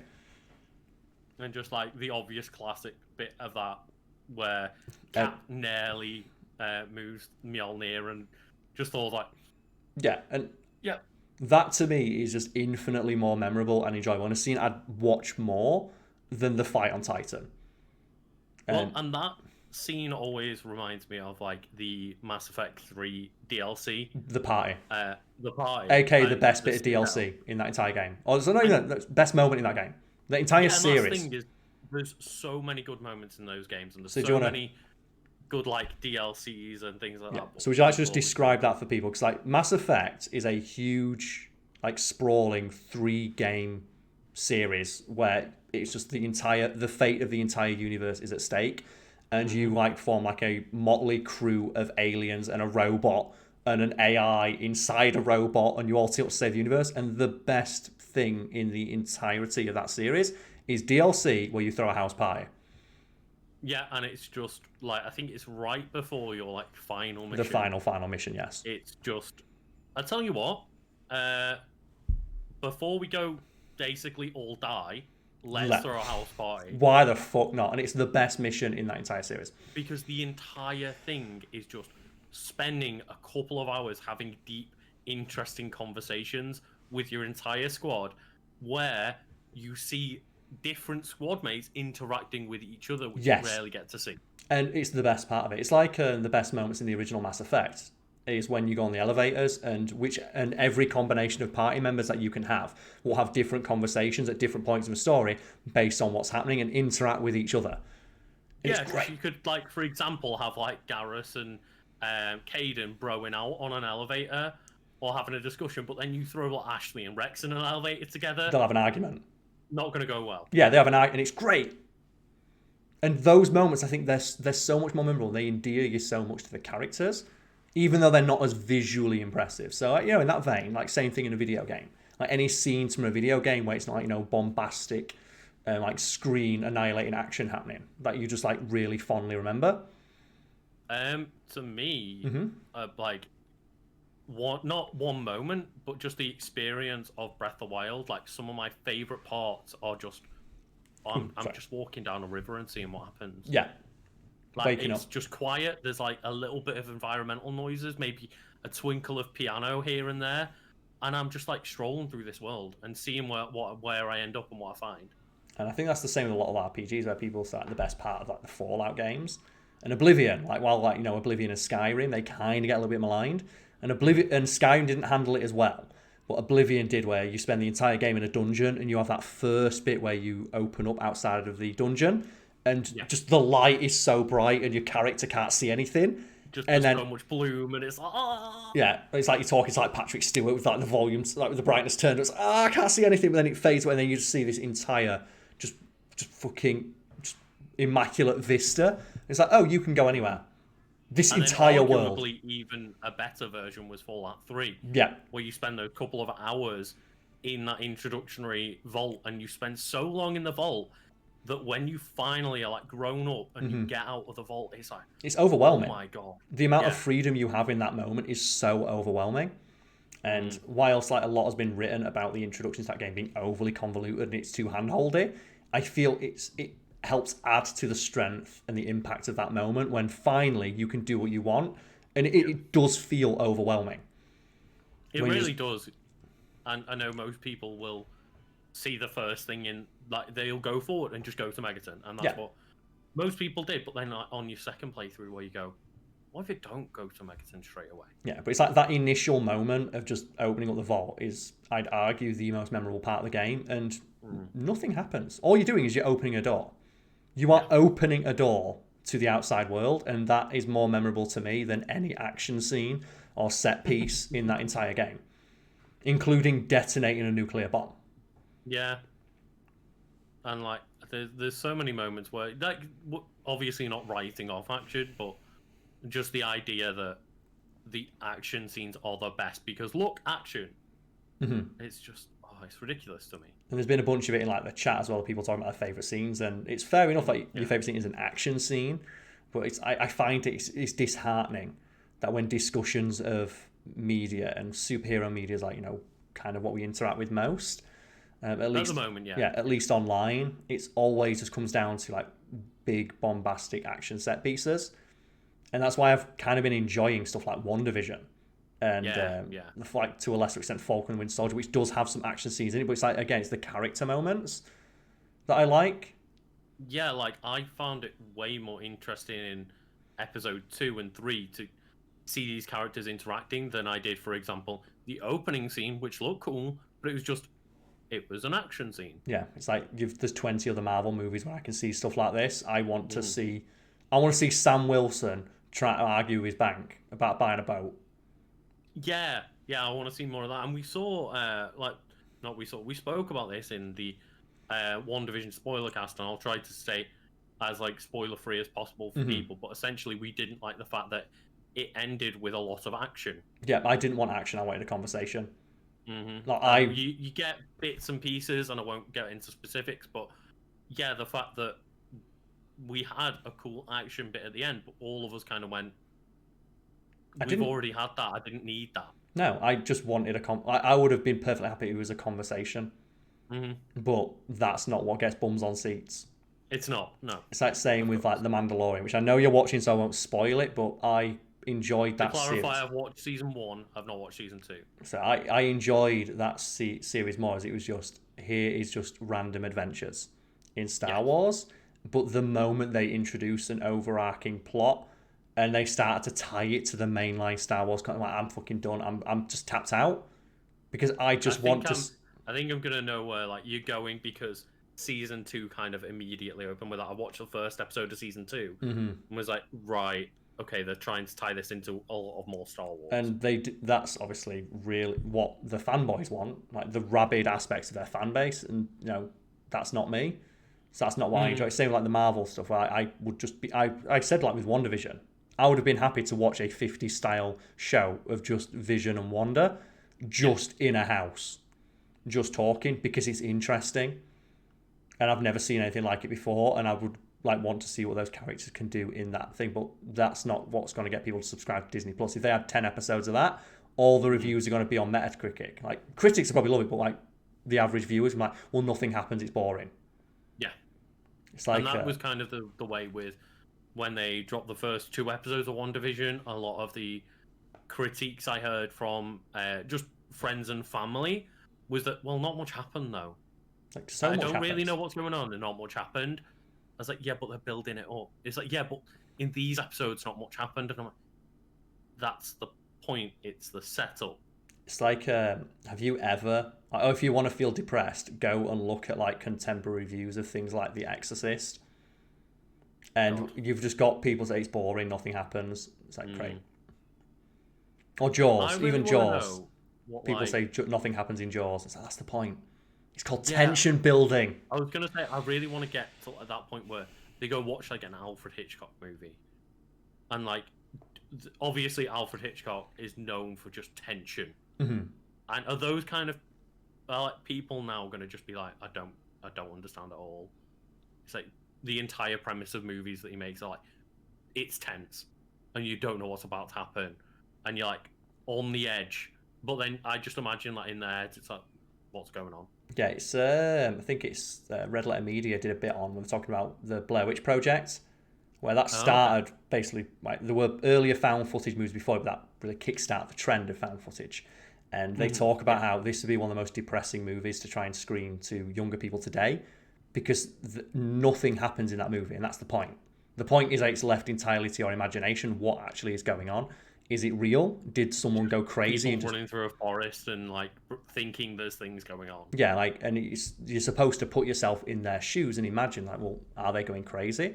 Is there a witch that's hunting them? Is there a serial killer in the woods? Did they just go crazy and run out of food? Was this like, was they an elaborate plan to murder someone and get it on film? And because it's never established, it's left entirely up to your own interpretation. That's what makes it scary and so interesting to watch. But because you don't have the jump scares or like the scary long face man, do you know the scary long face ghost that you always see?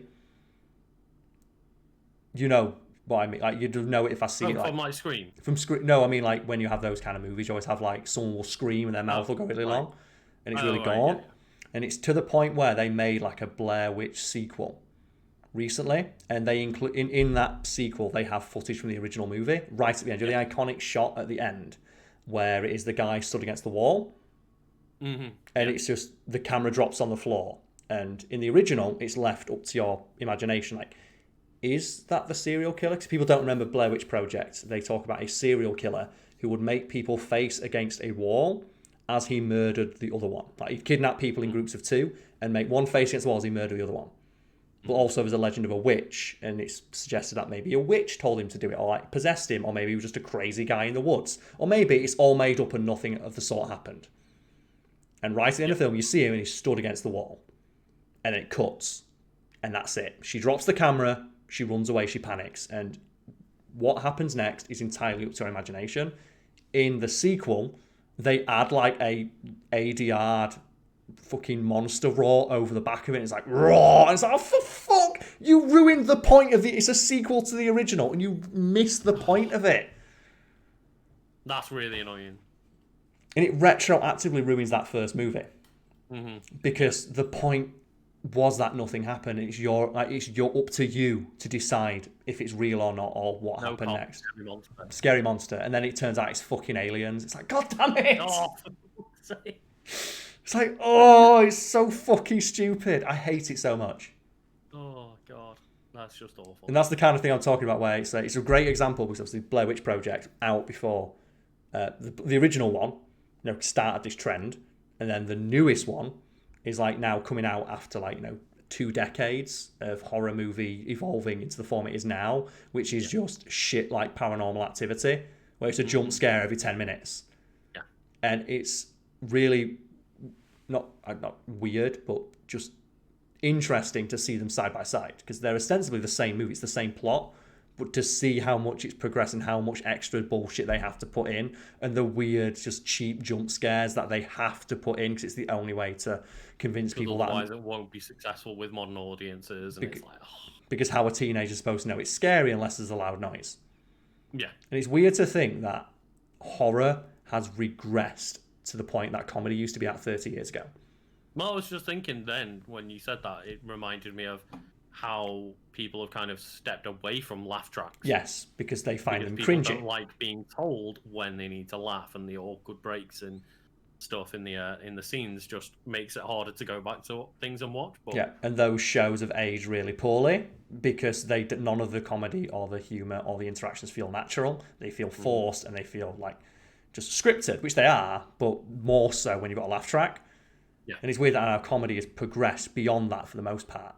And you have stuff like Always Sunny in Philadelphia, which we always mention as being it's a fantastic example of just immaculately written comedy, so tightly written.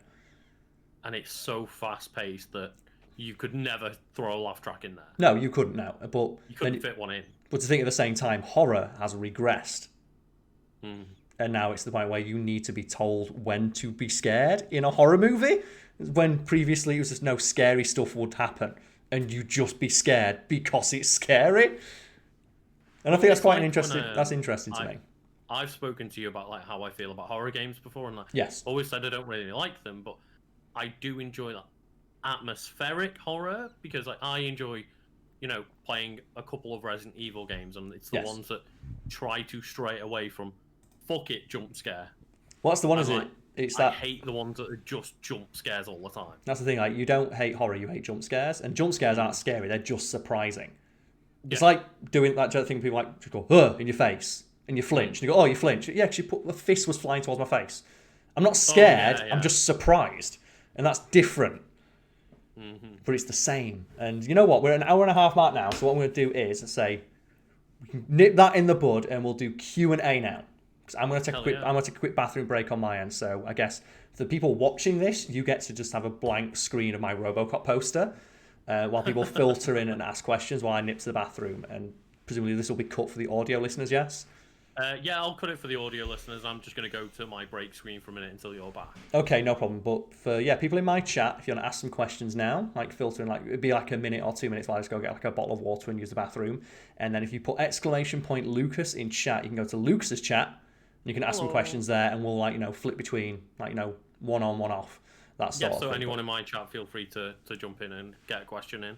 Yeah, but I'm not going to switch to my starting screen because I think I might lose my my podcast camera. So I'm going to turn my microphone off now and nip to the bathroom. We'll be back in a minute for Q&A. Cool.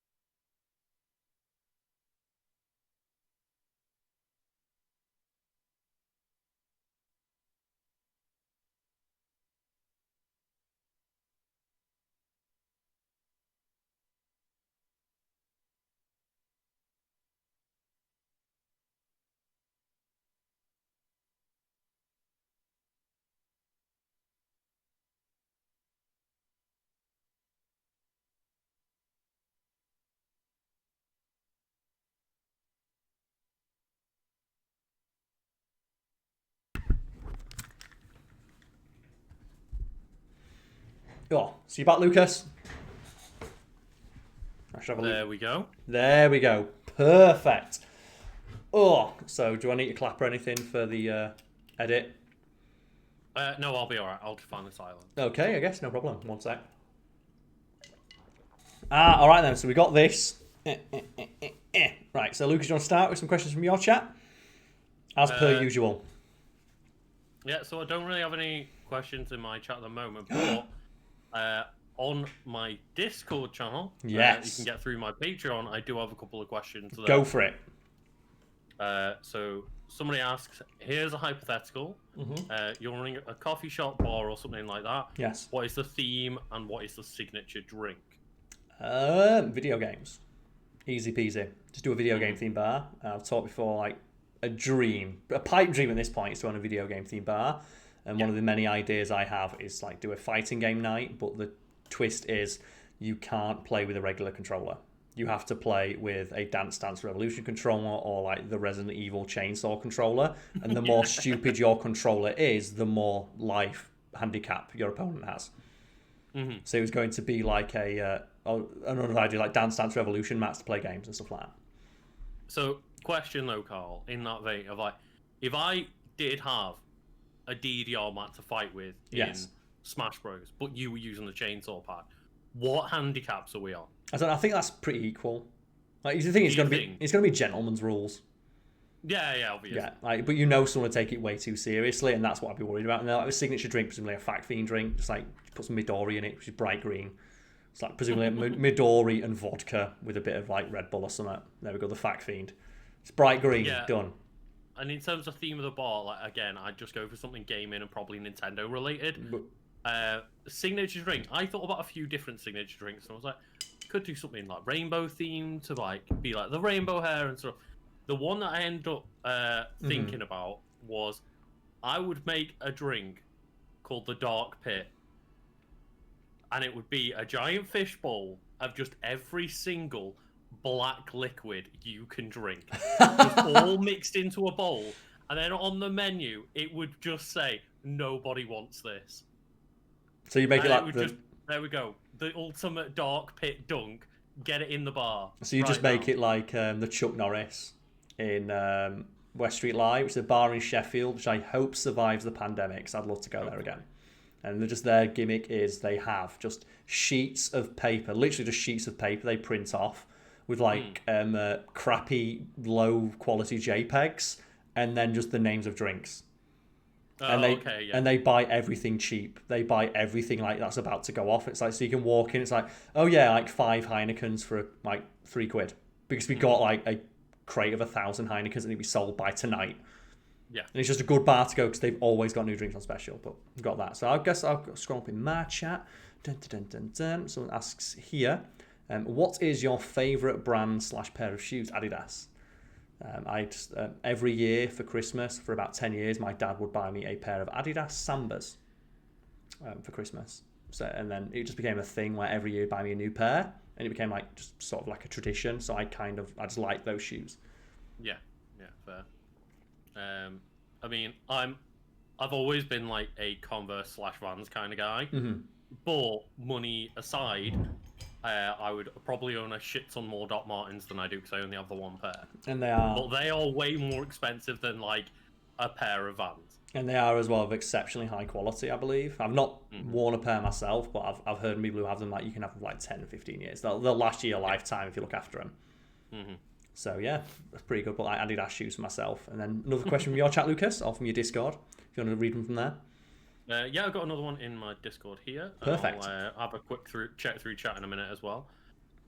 So something I speak about every now and then, but like, what's your opinion on live service games, Destiny, Avengers, etc.? Is it something you usually avoid, or does it actually depend on things like the setting for you? Of course it does, yeah. I generally avoid them just because I don't like being told when to play games. And I don't have as much time as I'd like to play video games. So stuff like that just really, really just grinds me down. The idea that I have to play something every day. And the closest I ever got was Dragon Ball Z Dokkan Battle, which is a gacha game. And the only reason I play that is I fucking love Dragon Ball. Yeah. I've never played any other gacha, but it's Dragon Ball, so I'm going to fucking play it. And me and a friend of mine, we played that all the time. And then one day I got a new phone and I didn't get the transfer code before I uninstalled it from my old phone, and realised I don't want to play this anymore, because the only thing that was keeping me playing it is the fact that I'd spent so long playing it. It was that sunk cost investment, and that kind of like, just scared me off, but made me not want to play those kind of games anymore, because I realised the only thing that's keeping me on the hook is the fact that I've already spent a lot of time playing it, and didn't sit right with me. Yeah, and I'm kind of like of a similar opinion of like, I don't like the fact that those games want so much time investment out of you, and specifically want you coming back every day or every week or whatever it is. And it's I am an avid Destiny 2 player, and have been an avid Destiny player in general since it released, pretty much. Well, that's a good game. Love the gameplay, and I love like the world and the powers and everything about like what Bungie have done, apart from the fact they want so much of your time. And I'm always on that like roller coaster of in and out of Destiny, and like, okay, I'm really into it at this moment, but I hate the fact that when I want to take a break for a month and go play other games, that you kind of feel guilty that you're not checking in with it. Yeah. And I really don't like that aspect of it. So yeah, for me, it's more, I hate those games, but every now and then I will make an exception to get into them because of how much I love it. Yeah, it's got to have good gameplay to grab you. And at that point, if it's got good gameplay, you don't really need that live service aspect, but that's the way they make money now. Exactly, yeah. That's a whole other kettle of fish. Okay, so from my chat, we have one here. We know that you have a substantial backlog of videos at hand. Have you ever released one early, and for what reasons? It happens all the time. They get released, generally they just go when they get edited, but sometimes like just a topic will arise that'll be quite prescient, like with the King Kong Godzilla release, the movie that came out.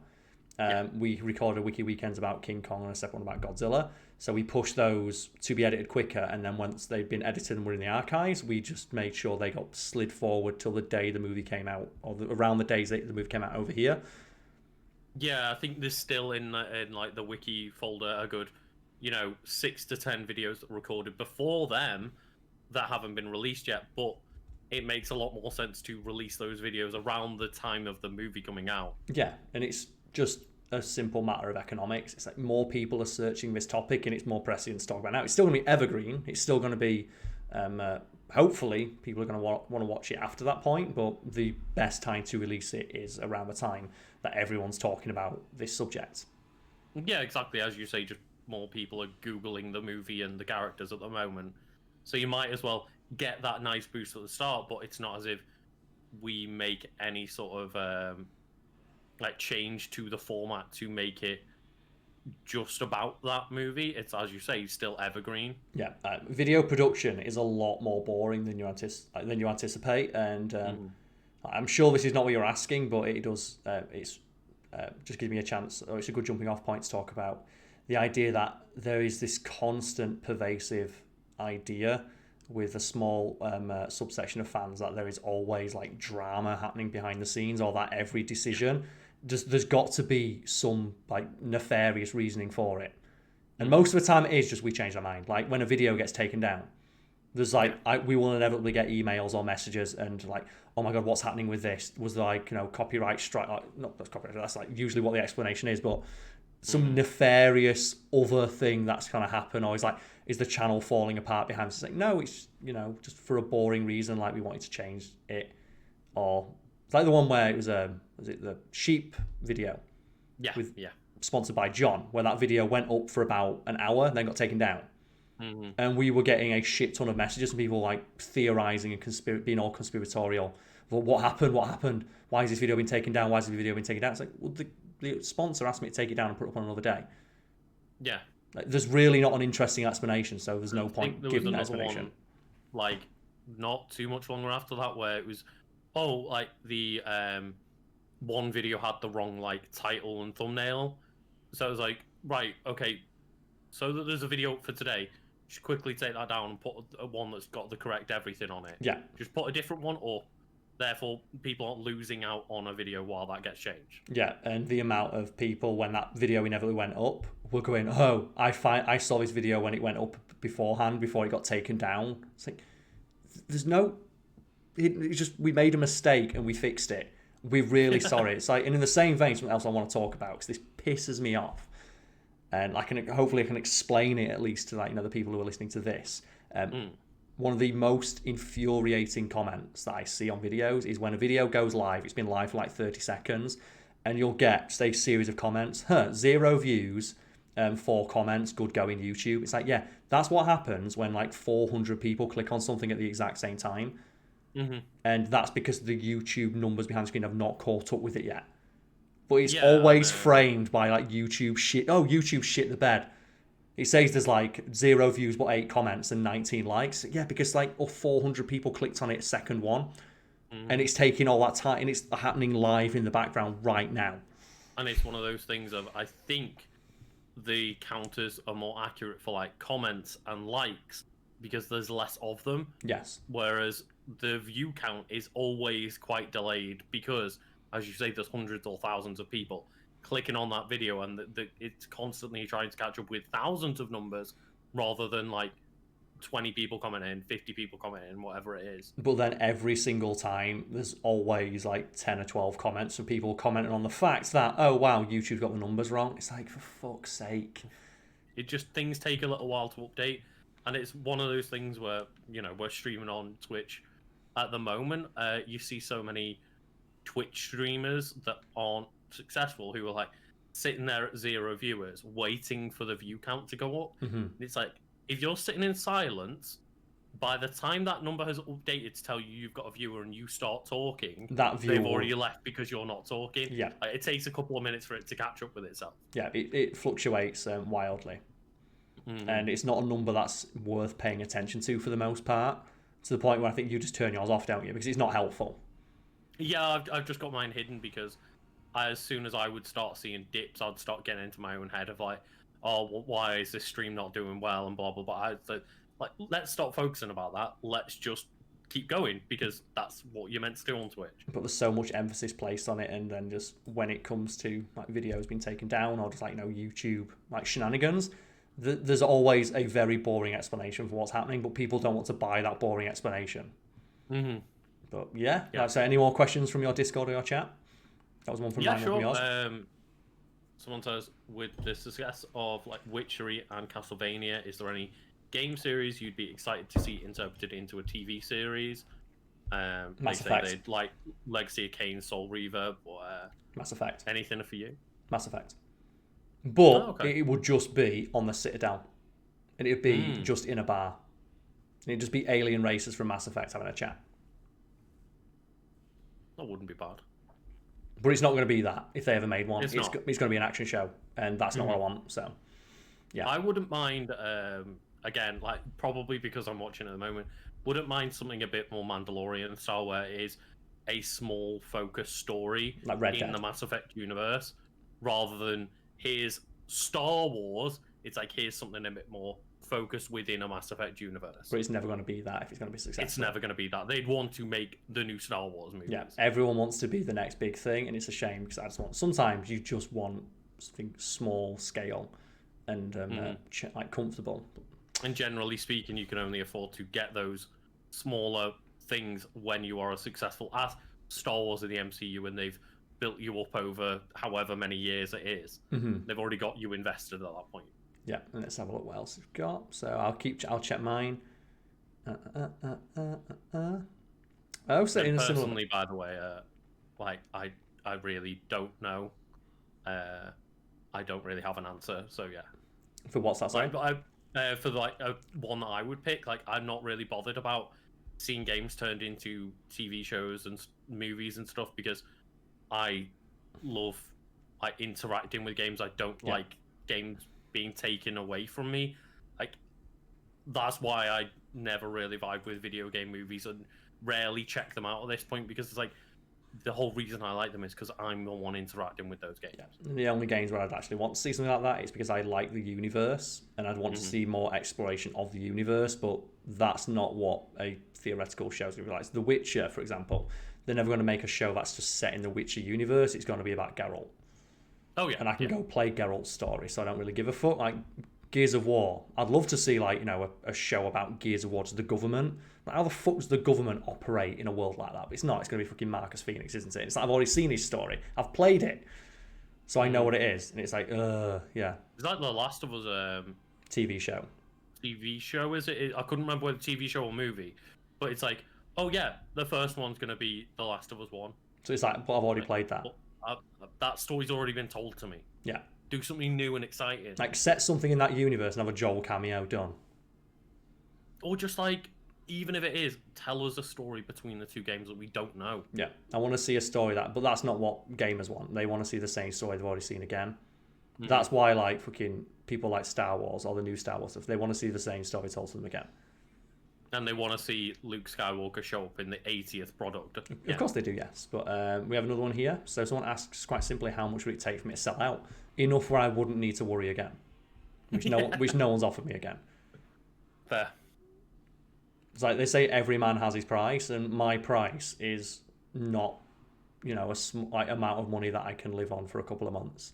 Because what am I going to do after that few months is up? Fair. So the cost it would take for me to sell out is enough money to never have to worry about money again, which is more money than anyone's offered me so far. But yeah, I'm not going to sell out for any less than enough where I can no longer need to do like anything like this, where I have to like, you know, deal with the consequences of doing that. That's fair. If I'm able to just step away from YouTube and creating content as a whole, I don't give a fuck anymore. Because and that's one of the things that always baffles me about like multi-millionaires. People who are already rich, but then they still do this. It's like, just walk away. You're done. It's like when Ninja reportedly got like 100 million for going over to Mixer or whatever it was. Millions upon millions upon millions, like enough for him to live forever, very, very nicely. And then within like a month was like, yeah, I'm going back to Twitch when it shut down. And he still like trolls people and rages at people on like video games when he loses. It's like, why do you give a fuck? It doesn't matter if you win or lose. I was baffled. I was like, you've got more money than you could ever want at this point. Like, seemingly more money than you could do anything with at this point. Yeah, more money than any human. To go back to exactly what you were doing before. It's like Ricky Gervais, like multi-millionaire, and he name searches himself on Twitter to argue with people who say he's not funny. To tell them that I'm rich. It's like, well, if you're rich, go fucking do something with it then. Yeah. can't imagine any existence sadder than that. Like, you've got more money than most people could ever spend in a lifetime, and you still Yeah, just that's the thing sit is, getting angry.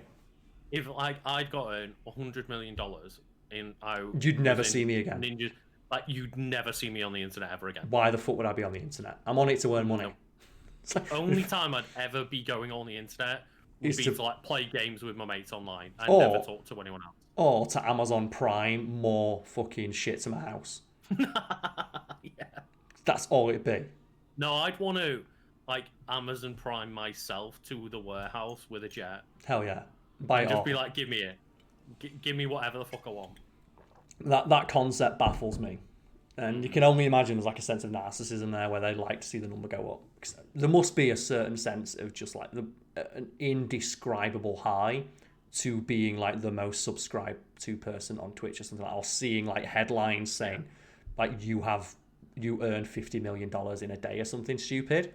But at the same time, I can't imagine that why, if I was in that situation where I could do anything, I choose to spend it doing this. As much fun as this is, if I had like infinite money, this is the most enjoyable like position I've been in terms of like, my job and my career.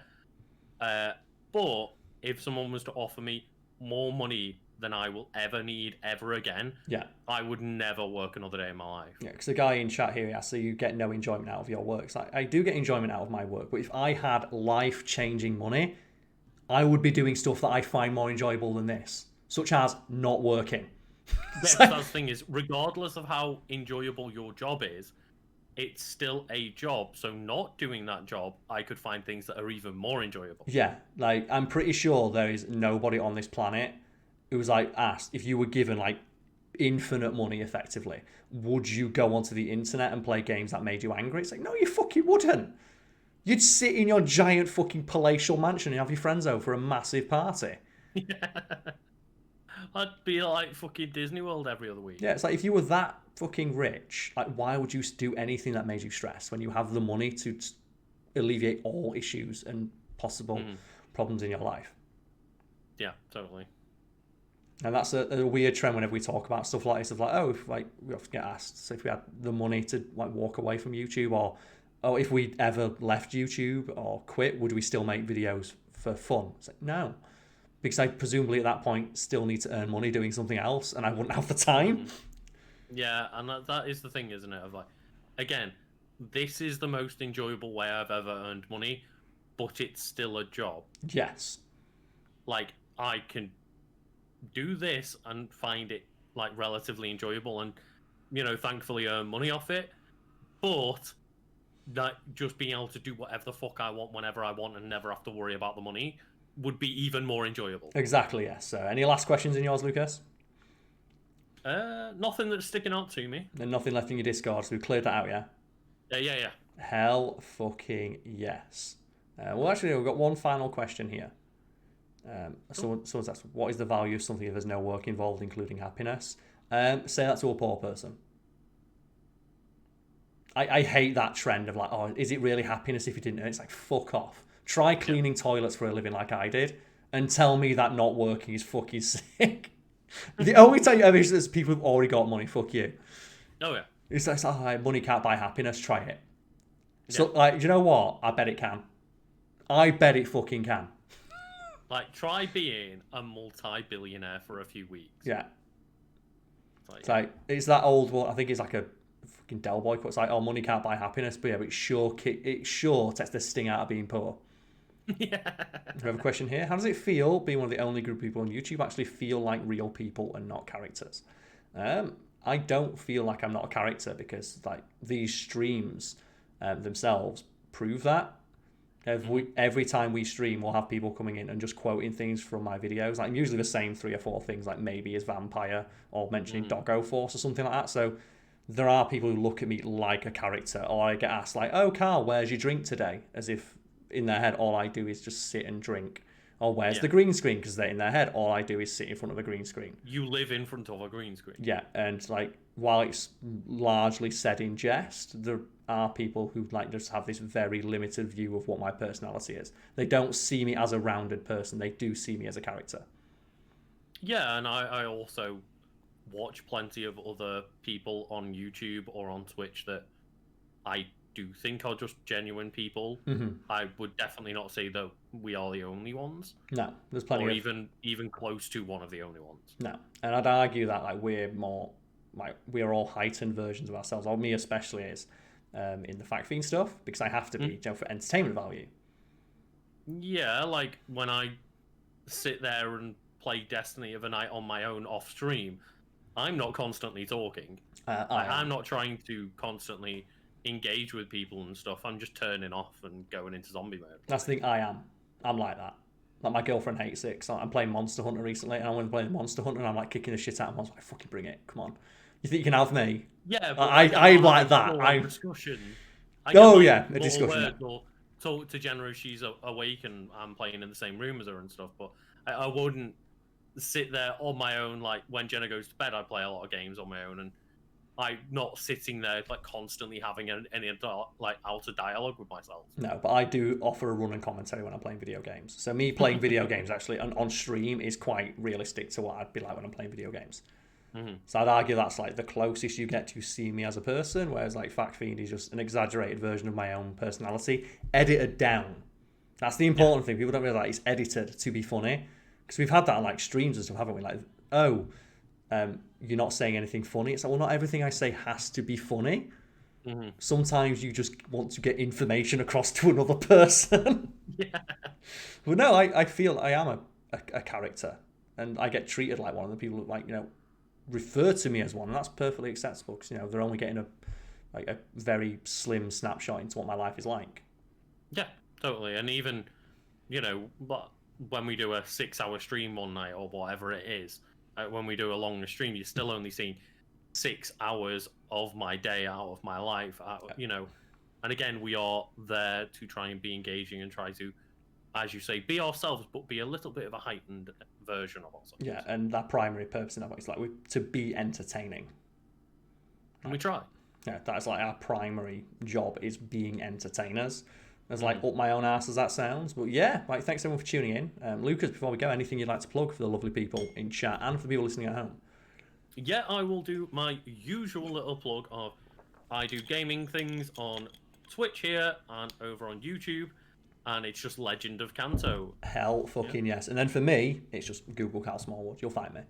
I'm there somewhere, buried in those search results, and then yeah. Cheers everyone.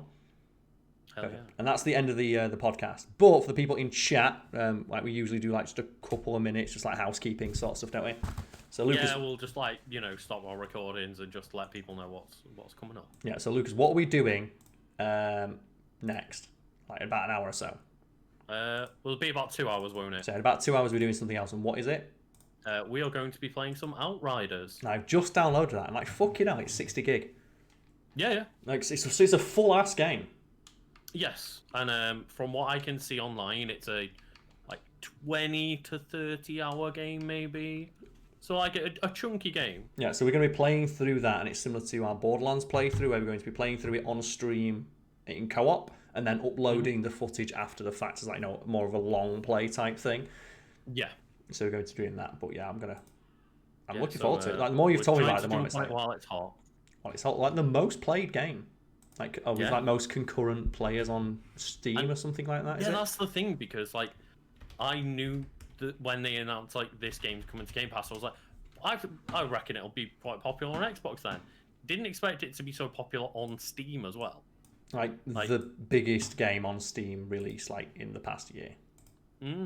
Yeah, and like crazy to me that it's done so well when there's a free option over on Xbox. Yeah, with Destiny. And I'm sure the Xbox is doing very well as well. That's the thing, it's like the newest, hottest shit though, isn't it? So it is, but like, how many? Look at Avengers. How many games are meant to be like the new hot shit game? But Avengers was a big old pile of shit, so fuck it. So it's April 7th today, isn't it? April 7th for the podcast. April there we go. 7th. So I've got that file for you now, mate. Yeah, April 7th podcast. Hell yeah. I'll be uploading that in a sec. Oh no, I've maximized my screen. Thank you to everyone that joined the stream. I'm going to be heading out now, and then, as I say, we'll be back in a couple of hours playing Outriders on the Xbox because of Game Pass. So yeah, same yeah. from me as well. So just tune back in 2 hours and we're playing Outriders. Hell yeah.